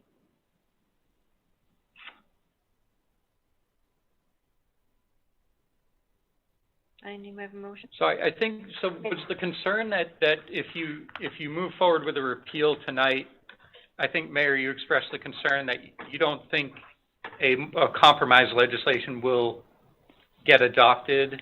Correct. I don't think we'll materialize anything, and we'll be losing the other companies that we're looking at. I mean, we started talking about this in May, and you see how well that went. I don't believe anything is going to materialize. I have no problem with talking about putting in new laws, and in the meantime, if this company, I mean, if they don't get their permit, I thought that the DEC had precedence over us and that they had to do the DEC first before the building. I didn't know the building permit. I get confused on all that stuff. Are you saying that there's other companies that their decision to come here depends on whether SunGeo moves here? No, it depends on the code if we allow the recycling for our glass company. That's what I'm talking about. We have other things we're planning on. We've moved on. But what, let me ask you this, you say we. Why doesn't all 5 of us board members know about these things? We don't know what you're talking about. We've been talking about it for a month, over Yeah, a we've been month. talking about it for a month at our the meetings. board meetings. Yeah. What, the glass recycling company? Oh, yeah. But that's what are these other companies that you're talking about? No, that's the only one I'm talking about right now. That's the only one. Yeah, that's the only one. Well, Pat had a good idea. We can come up with some wording on a law that would allow them. Talking to him, he's got a problem. I would, That's fires. I'm gonna try this one more time. I think there was a motion on the table. There's a motion on the table, though. I'd like to say something before you go. Go ahead, Pat. Second, yeah. Second. We have a right of free speech here. You don't, once you make a motion in a second, then the next step is to discuss it. So go ahead, Pat. I'm gonna try this one more time, to rescind the law, and I would back the mayor, Cheryl and Eileen, to bash a new law with restrictions, call for a public hearing as fast as we can, and vote the next night if we have to get this thing resolved. I would promise you that. And if these companies can't wait a week, which I find hard to believe, there's got to be an ulterior motive going on here. There would be much more than a week. We've got a 239, and now we do not have Fran Evangelisti there anymore, so we have no idea how long a 239 will take. Well, they have 30 days.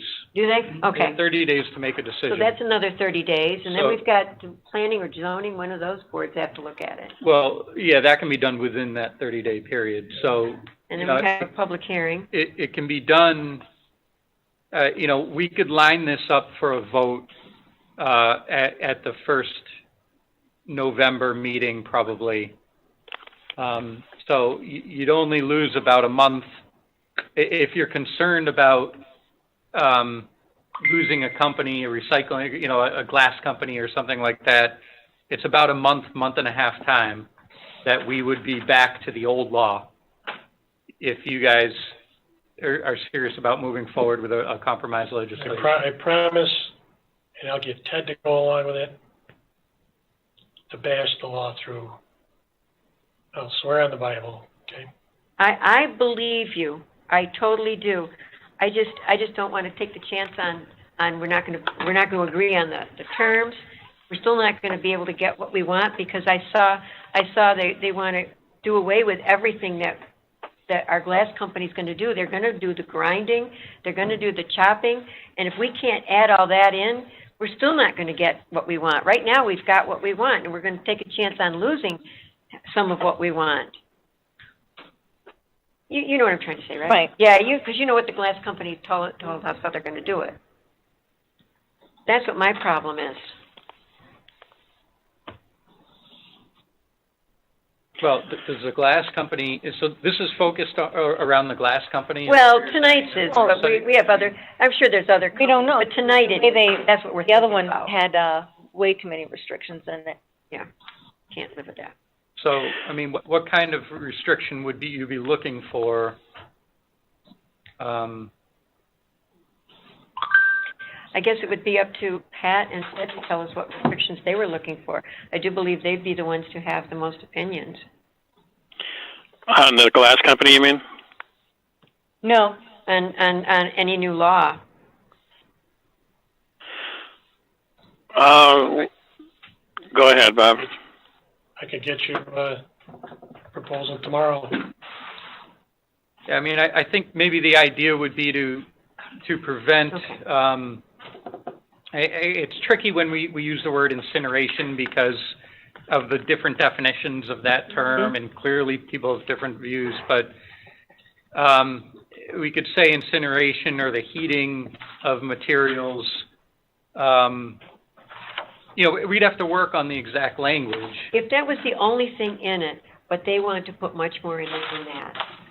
And that's what Cheryl and I are against. Well, when you say, it's No, the five of one you that sent us. matters. That was the one that you sent us. Is totally unacceptable. Okay. So is there a law that the five of you could agree to that would, allow for this process to move forward? And when I say this process to move forward, I mean the legislative process to move forward with a compromise bill. We're the Board of Trustees. We can come up with any wording that we want. We make the rules and the laws. We can vote on them. Mm-hmm. Right. If we don't agree, What language was Oh, I totally don't. out of line that Bob wrote? I don't know if. Bob didn't I write saw that one. one. Bob didn't write one. It was, There was, we received an email that had a proposal in it. To be honest with you, none of the trustees or mayor asked me to examine that legislation. No. But there was a proposal. Is that the one that went to the county? No. So, Linda, is the glass recycler kind of a big worry for you? Oh, Because yes. can't we just deal with that separately? You know what but did we really need this recycling in there for them? Because that's what it is, a recycling plant. It's a big deal, Ted, because it's going to help us with our recycling costs and a lot of other things.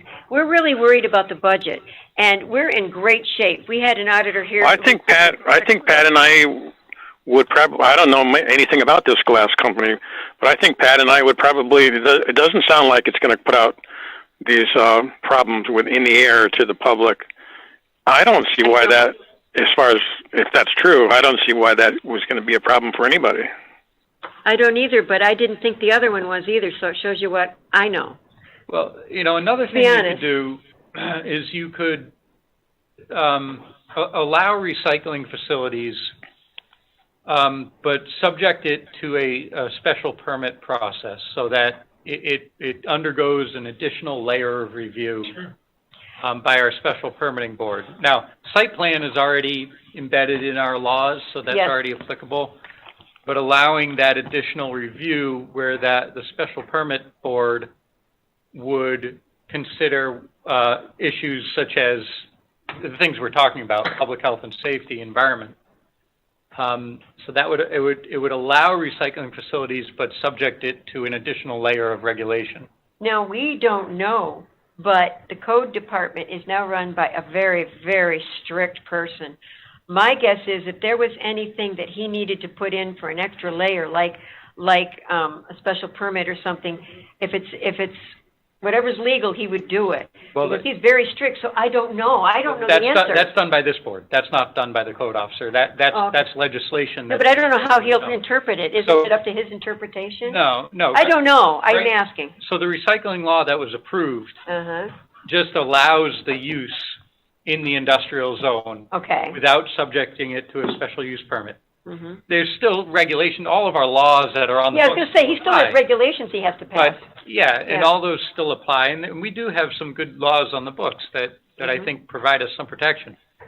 But creating an additional layer of a special use permit process would allow for an additional kind of site-specific review or company-specific review by a board, not this board, but by the special use permit board. I want to go ahead and leave things like they are tonight and then just work on tomorrow and putting in a second kind of law. Sit down and think about it for a while. I don't want to rush into it and bang something out. I want to keep what we've got now. Because what we've got now, I know I have in my hand. I have now in my hand something that says I can have my recycling glass company. If I give that up tonight, I may not get that again. That's Pat and I went over and talked to Huron about probably 3 weeks ago now with Chris Pelta. We were there for 3 hours talking to him. And I asked the question probably 3 different times, does anybody they're talking to as far as a potential tenant, do any of them depend on what happens with Sunjeel? And he said absolutely not. None of them have any bearing on what happens with Sunjeel. So whatever type of a law we would change to, we can write it in the wording that we would want that would allow this glass recycling company and solve the problem with the Sunjeel thing too.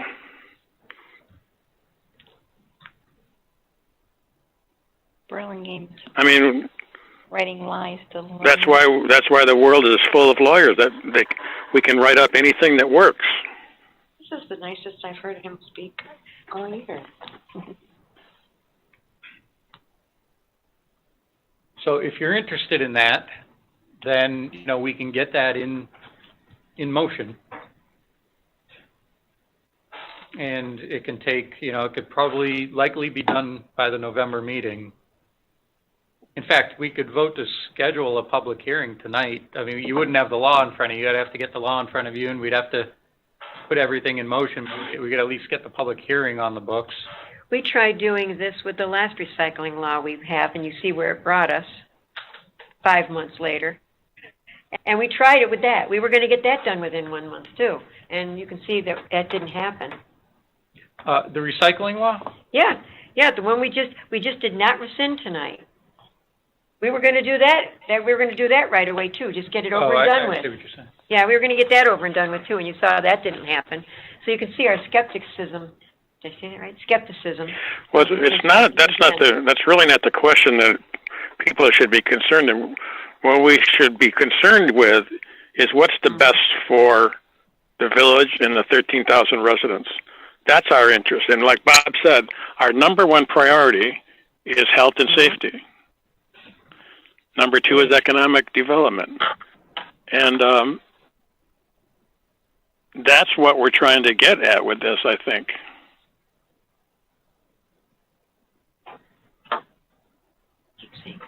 You guys are going to get bored.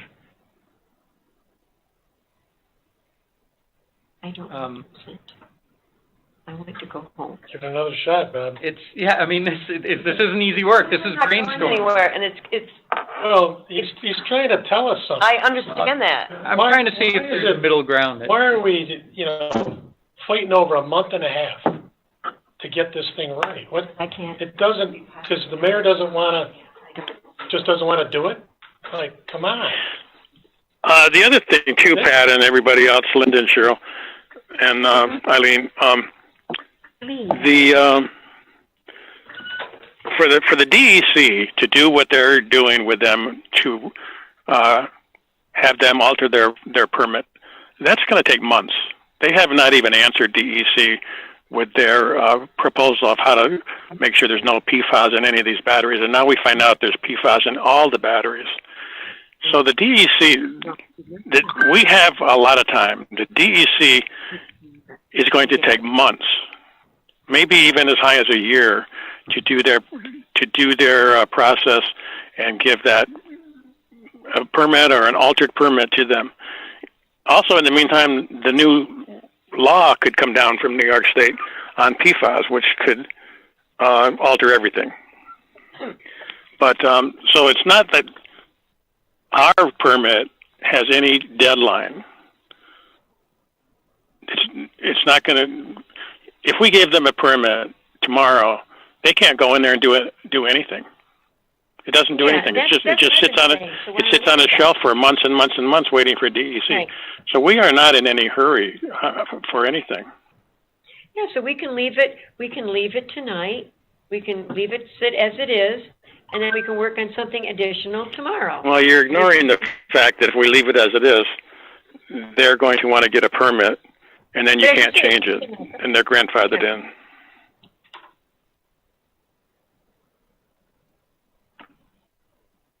And we have not done our job of protecting the safety and health of the village residents. I feel I have.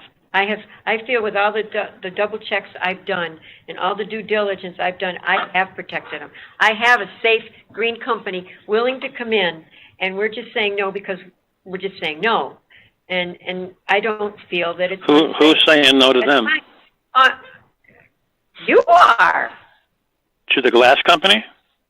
No, I'm not talking about the glass company now. What are you talking about? You said it's safe. I feel that Sunjeel is safe, or I wouldn't have been going through all this. And you know, just like BJ told you, I wouldn't be going through all this hell if I didn't believe in it. Well, you heard my complete list of practically every board, every commission, every municipality, every government agency, every school board official, and all the general public, and petitions, and petitions on the internet, 4,500. So every single one of those people disagrees with your position. Well, thank you very much for that information. And you don't care, right? Oh, I do care. I care very much. You know, something that might be worth saying out loud is that a compromise doesn't mean an admission of, you know, that someone made a mistake or that, you know, someone shouldn't have done something. That's not what a compromise is, right? A compromise is just people sitting around a room and trying to come up with something that addresses various different interests all at the same time. So I think to the extent that somebody's trying to, or that anyone tries to point fingers, say someone's wrong, someone's right, you know, that doesn't help anything. That doesn't help us at all. I think it's really just coming up with a solution here with the minds at this table and with Ted on the phone and try to kind of think of a way through this difficult problem. I mean, it's clearly a high profile issue. There's no need for blames or anything. It's just what's the solution is really that's the question. That's the question we're driving at. What's the right answer here? You know, assigning blame is I think kind of counterproductive at this point. Sure.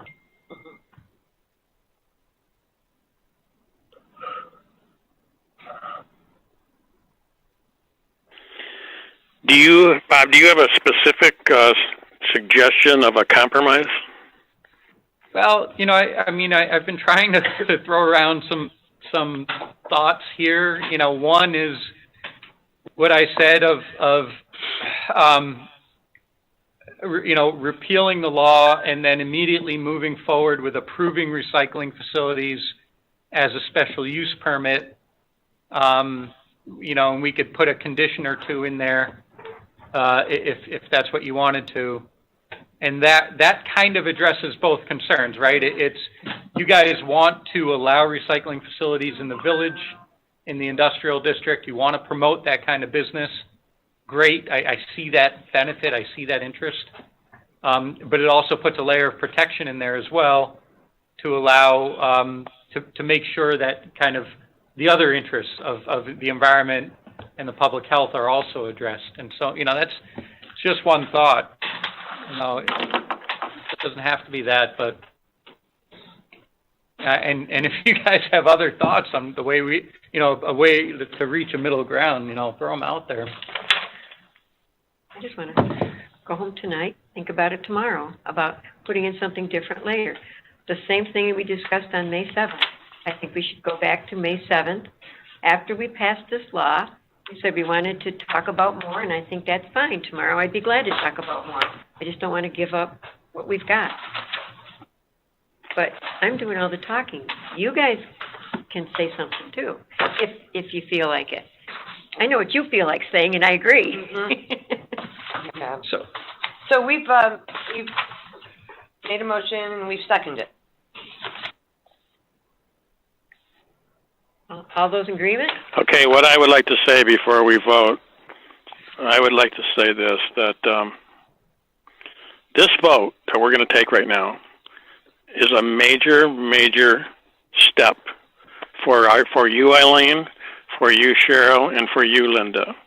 And it's a major step in your personal relationships around town with your friends and your neighbors. And especially for Cheryl, it's a huge political position, a huge political step to take on this vote. And so all things are going to change with the three of your vote on this thing tonight, politically and personally. Just because it's there's so many people that are upset with this thing. And I would like to ask you, Eileen, and I'd like to ask you, Linda, and you, Cheryl, that one of you step up, speak up for yourself, give your opinion on this thing. We've gone since January 1, and Cheryl, you and Eileen have never voted differently from Linda on any issue. I've never seen you come up with your own opinions and to make your own stand. And that's what I'm asking you to do, to stand up, make your own stand on this issue. We all know the lay of the land here. And that's what I'm asking one of you to do, because we need one person to. This thing needs one person to reverse their vote. Eileen's going to hear. I will talk. I do not want to be patronized.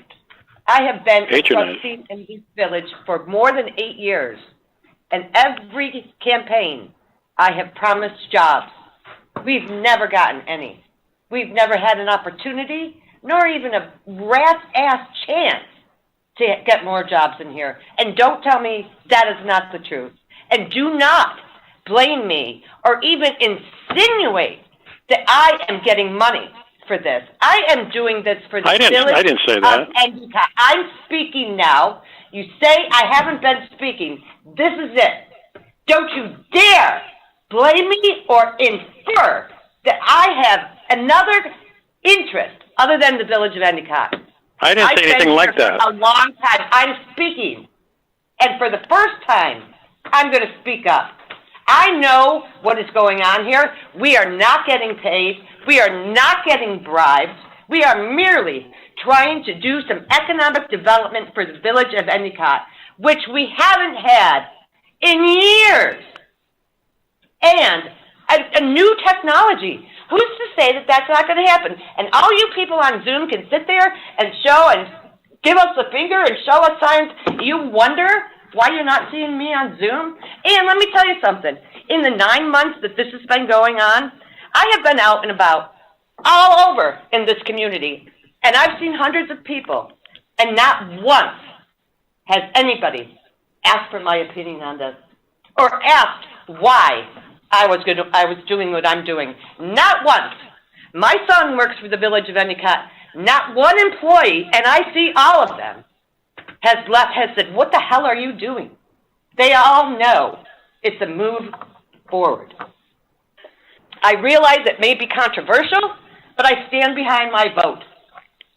And I made a motion to adjourn. Cheryl has a second on it. I am not going to be bullied, and you are not going to treat me like a child and patronize me. I'm a big girl. I can make up my own mind. Thank you. Enough.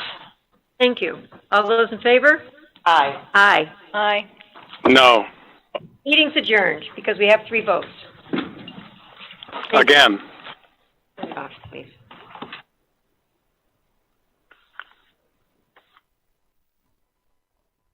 Wow. Holy Jesus. It keeps getting crazier. Man, oh man. I haven't seen anything like that in a while. Okay, friends, I'm going to try to get going a live chat here, and let's see what I can come up with here. I'm going to try to get on Google Voice. Let me see if I can dial into the chat. If I can figure this thing out, I always have trouble. I think I have to mute it. Mute. How do I mute it?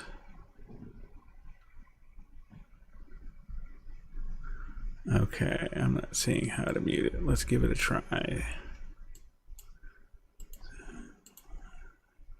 277 0 4726 4726. And why isn't that playing? I need to do that. And 954763.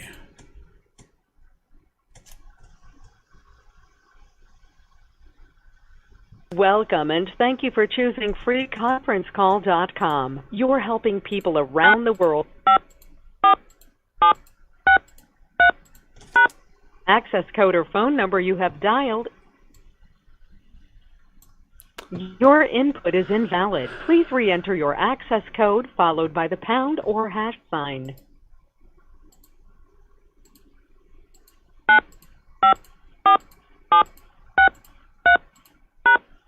If you are the host, press star now. Otherwise, please wait and you will be joined into the conference.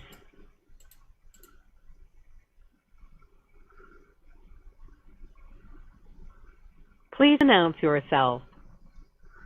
Hello, anybody here? Hello, hello.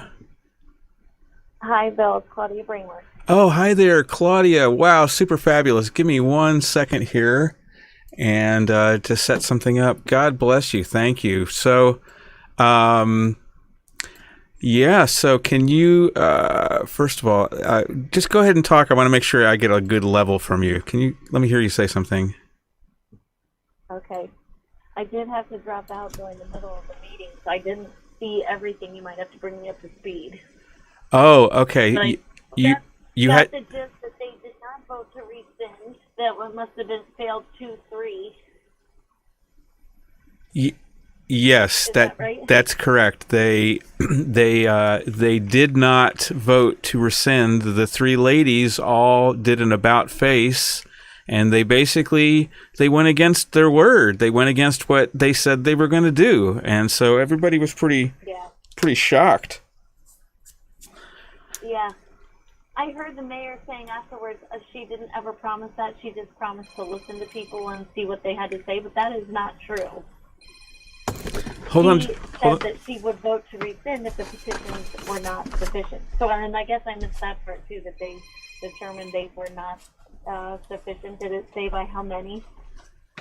Okay, I'm sorry. I just got a phone call. Say what your question was again. That's okay. Do you need to take it? No. Terry, hold on 1 second. Yeah, just repeat your question. I'm sorry. In the board meeting, they announced the results of the petition were not sufficient. Yes. Yeah. So did they say what the amount that it was, the amount that the petitions were not sufficient by? Yeah, there were. It was really complicated because so I did live stream it, so we can go back and we can review exactly what they said. And let me just say really quick, Terry, I'm talking to Claudia Bramer right now. Do you want to call into the bridge and join the conversation, Terry Farrell? Sure, I can do that. Okay. Absolutely. Okay, you got a pen? Write this down. Yeah, I that pen, yes. Okay, 712 770 4726, and then the access code is 954763. And you want to call it, and but I'm going to give Claudia the floor for let's just let Claudia give her the floor for 10 minutes or so, and then we'll bring you in. Is that okay? Yeah, I'd love to hear from her. Is it 712-770-4726? Yep. And then 954763. Yes, that's right. Okay. Okay, bye.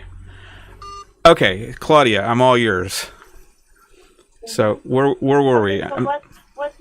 It was confusing with the results of the petition that they announced. Oh, well, yes, so thank you. So there were three different categories that they had to review. They had to review properties that were within the modified zone, and then within 100 feet away. I don't remember exactly how the three were defined, and they did read those off, but inside, adjoining, and then across the street. That's right. That's in right. this instance, the across the street was all over the place, all over the village, literally. Yeah. So it was a complicated affair. I'm sure. it was a very complicated. Terry. Hi, Terry. So The thing that makes me just scream that, I'm thinking about issuing a press release by concerned citizens of Endicott, later tonight, and just remind the press, or try to get the press to mention it, that about the additional, and let me get your opinion on this, because I think you mentioned this in one of your letters, the GML 239M subparagraph 5, that there was basically, if there are recommended modifications that come back from the 239 review and you ignore it, it's a supermajority requirement. There were a ton of failures with their law. I'd have to pull up one of the letters that I wrote to the village board back in the spring. So I cannot believe they did not go forward with rescinding, because now we will have to sue them and challenge it with an Article 78, which is going to cost everyone more money. I know. Instead of them just doing the right thing. So the 239M is one of the allegations that I put in the letter, and we're going to have to put that into the lawsuit. Okay, excellent. Well, I'm thrilled if you.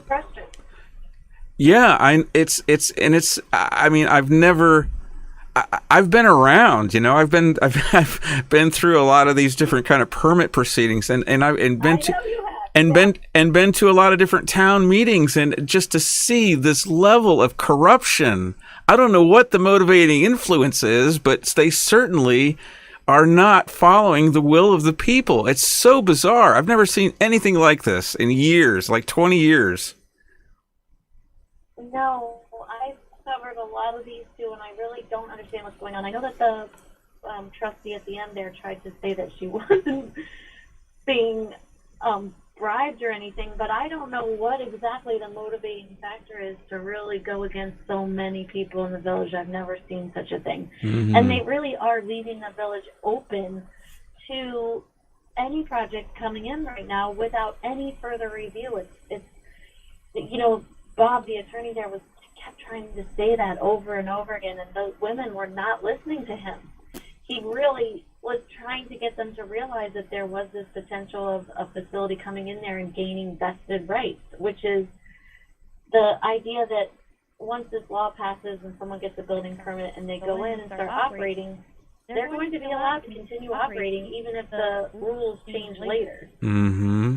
So, and it really shouldn't be up to the mayor and two trustees to decide if this facility should come in or not. A facility of this nature, like Sunjiel, should be undergoing, like Bob said, a special permit review. You know that. They go through tons of the planning board, site plan review, where's the parking going to be, where are these emissions, how tall are the stacks going to be, all of that stuff. And they are basically saying, oh, we looked at it and we're fine. The three of us are good with it, and that's all that needs to happen in the village. Well, that's ludicrous. This is what I was going to ask you. This is another thing I wanted to ask you about is, so my understanding is before they can get a building permit, the decision about a site plan review by the planning board is up to the code enforcement officer. Is that your understanding too?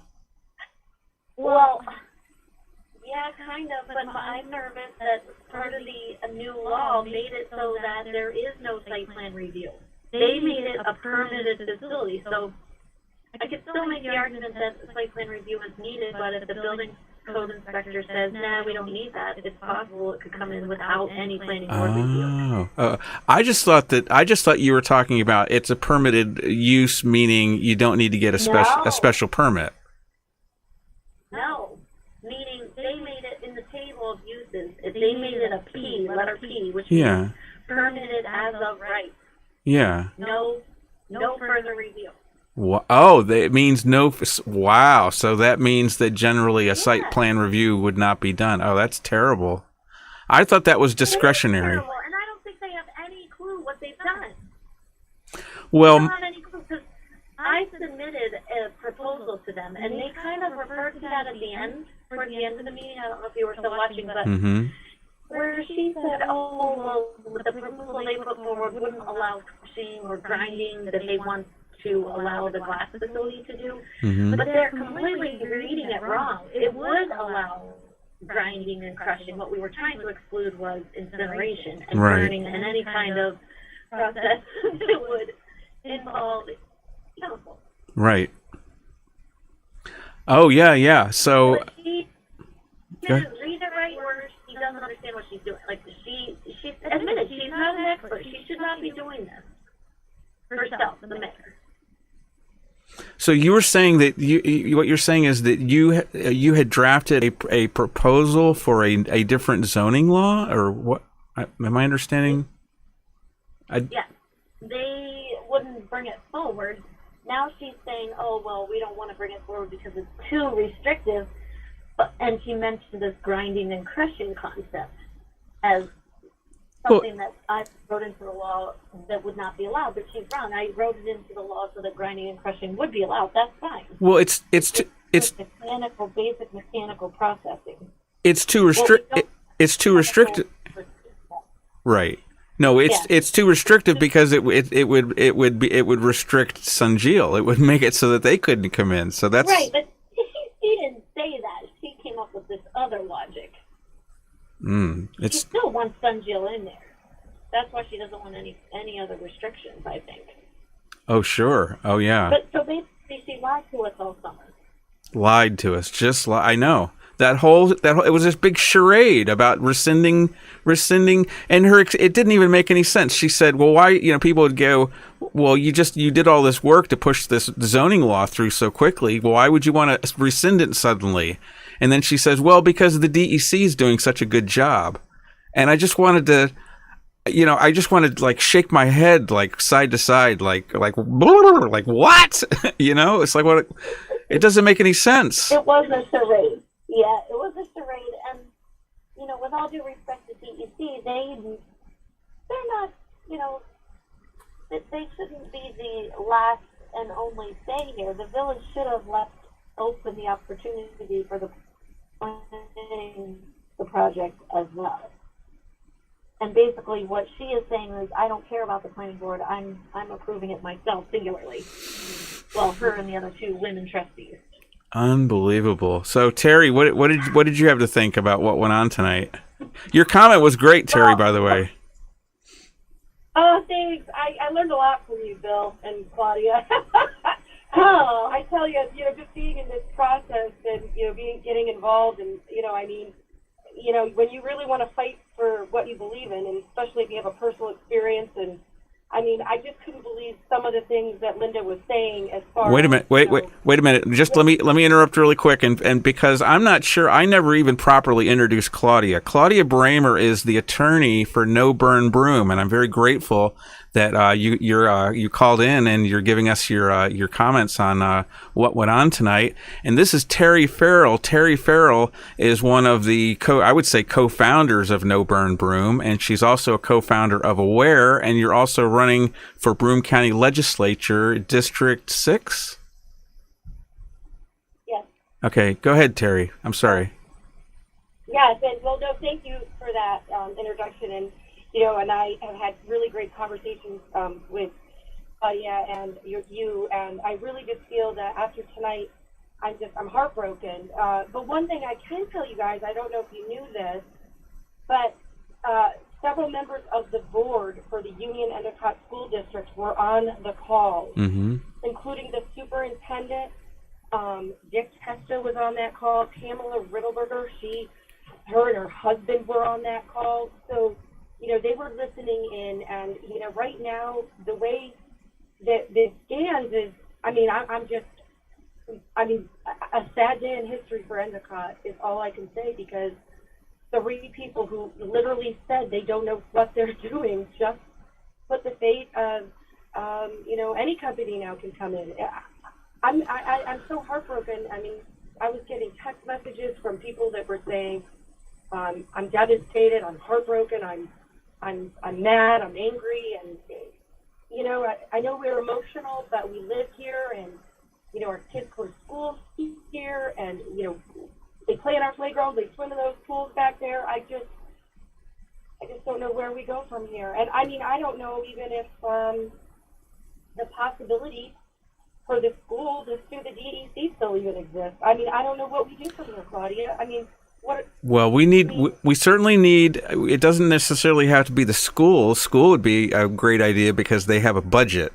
And that would it would just replay the dynamic in Fenton exactly, pretty much, because it was the school district lawsuit and there was a citizen lawsuit, and Claudia here defended the citizen lawsuit. There's a good question for you, Claudia. Can you just? It might be really instructive for people that are watching this tonight to just talk about Fenton at all. Do you see any parallels between what did happen in Fenton, and what was your role, and how is it similar to what happened here? You're taxing my brain this late at night, but to recall the Mm-hmm. details. But the similarities are that we have this project that was, potentially dangerous to the community. Residents hired me to help them oppose the project, and then in that case, the school board actually hired their own attorney to oppose the project as well, because they felt like there was a potential for negative students and the families there. The big difference is that in that case, the board who was looking at the project at the time, they ended up getting it to the zoning board, if I recall correctly, Mm-hmm. and they made the determination not an allowed use in their village because, or town, sorry, town of Fenton. They felt that it did not meet any of the criteria for an allowed use there, and it was basically because of all of the community and the board. They listened to that with respect and didn't just blow off all of their concerns. Mm-hmm. Whereas here, the village board has gone out of its way to open the doors, not just wide, but swing them way wide open for businesses to come here without any restrictions. And you're seeing the mayor and the two trustees completely disrespecting all of the concerned citizens in the village. It's just beyond words that they, I don't even know, what is the word? Like Terry said, it's disappointing, it's maddening, it's just undemocratic. Undemocratic. With a small b. Undemocratic. That's the best word to describe this. And, I have to tell you, it is very interesting because when I was asked to get on this call back in March, of course, one of the village trustees knew my background in environmental science and, knew that I, cared a lot about the community and of my involvement here. And, it was Bill that started talking to me about the case in the town of Fenton. And when your name came up, and when I placed that call to you, the first thing you had said that that's how this whole thing started in the town of Fenton. It was somebody calling in that was frantic about what was going on there, and it's interesting how these cases are paralleled. That in fact, it was the coordinating review that Bill had described to me in detail that I ended up calling up Nicole Wolf and having a conversation with her, because at first they were neutral. And I asked her if anybody had ever spoken to her or had they been part of a review, and she ended up calling the superintendent of the Shenango Valley School District and having a conversation, and that's when the letter was drafted. So, we're all in the same, I feel that there are, thousands of people who really feel that we should have gotten the type 1 seeker. We should have had a full environmental impact statement. We've been pushing for that from the beginning. Now, elected officials are coming on board. It's hitting like wildfire. But yet, these three women still continue to hold our fate in their hands.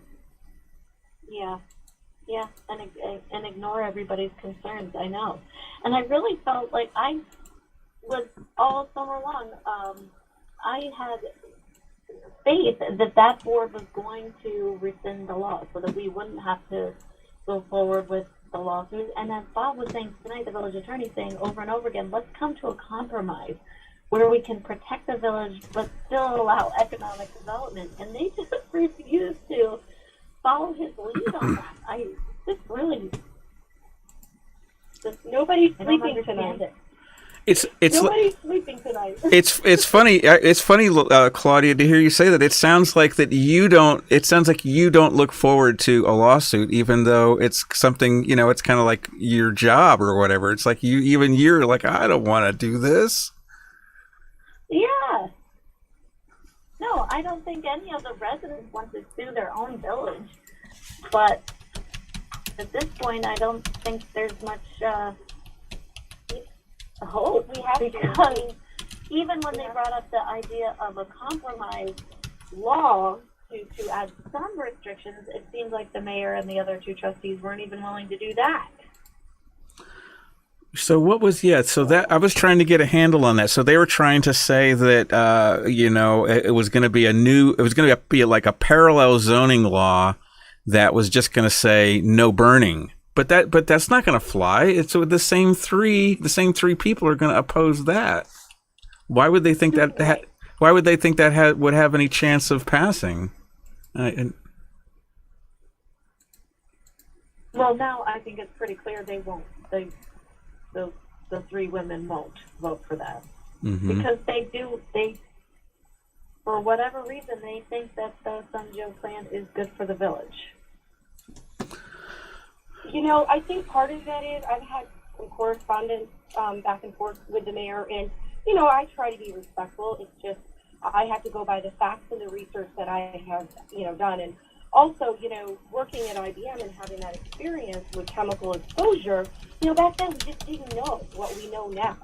Nobody knew that these chemicals in our environment, the spill notably, or EJ factory, the EJ shoe company, they were contributing to all this toxic pollution, and now we know. So why are we allowing, why are we not looking to our past to protect our future? I mean, all these people that have cancer in the plume. I mean, I really feel that these companies, they know we're already polluted. They salivate all over us because they feel like, what's a little bit of pollution? And they've already got that. So it's disheartening me because, I really thought that we tonight, we were going to do the right thing, and I really did. And like you, Claudia, I agree with you. I really thought strongly they would rescind. Yes. And or at the very least, let you speak. Did you see everybody trying to get you to speak? Yes! Yeah. Let our attorneys speak, and it was nothing. We got nothing. No, I was raising my hand. I was trying to find the blue button to let you raise your hand on Zoom, and there wasn't that. There's no chat box. It's like they're ridiculous. The whole thing about the public hearing of visitors, they really. I mean, I'll go back to the undemocratic thing. Like, I can't believe they aren't letting people speak or have come to the meeting. Like other towns, other municipalities are finding a way to do this now. Why isn't Endicott? Well, what's interesting? About a week ago, I was driving by the village building, and out in front of the fire station was Linda Jackson and about 4 or 5 police officers and firemen, and none of them were wearing masks, and they were probably within about a couple of inches of each other. I kind of wish I had gotten a picture. Because those are, what I mean? Because it's kind of like, if we're talking about practicing social distancing, and that's why we can't speak, but yet you're not. And that's why she's so worried about having people in the building. Right. I mean, Allegedly. Yeah. Allegedly. So. All right, guys, I'm gonna pop off. Okay. Well. Real quick, I gotta go too, but Claudia, just real quick. So what's our next step? Real quick, what do we do? What can we do, Bill and I, to what can be our next step to just keep fighting for this? I mean, because we're not giving up. What can we do next? Well, I think I've got to talk to individual petitioners who have been indicating their support for an Article 78. I need to firm that up and go forward on that side. And another angle that you guys have worked, Terry, like you mentioned, is the school board. Because, Okay. like in the Fenton case, if we had the school board on the same side as us, that would be very powerful.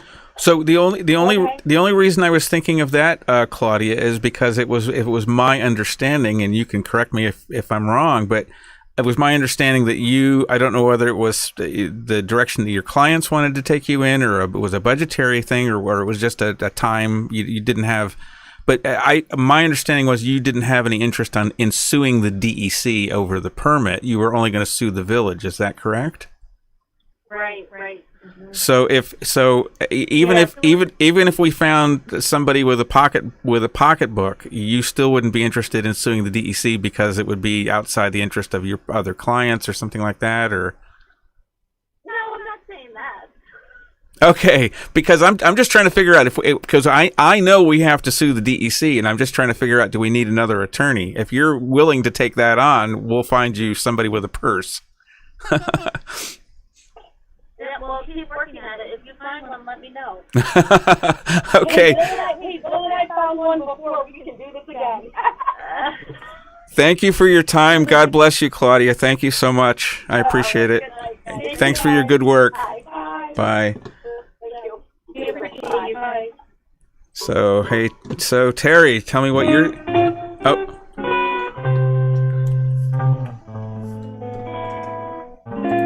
Sorry about that. I have to kill that for my.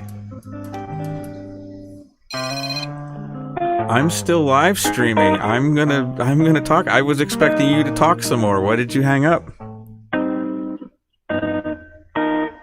Huh? I'm still live. We live stream this. So don't pull me this on this. Don't do this to me again, Terry. I told you this is a live stream. I'm not taking it down. It's up. It's going up. And if you,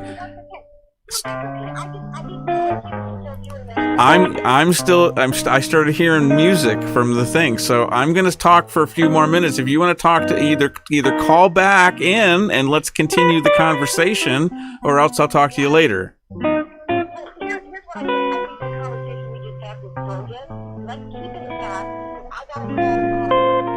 Okay. I got the phone close to the microphone, and this is a private conversation. I don't want this going over the air. I'll talk to you later. How about that?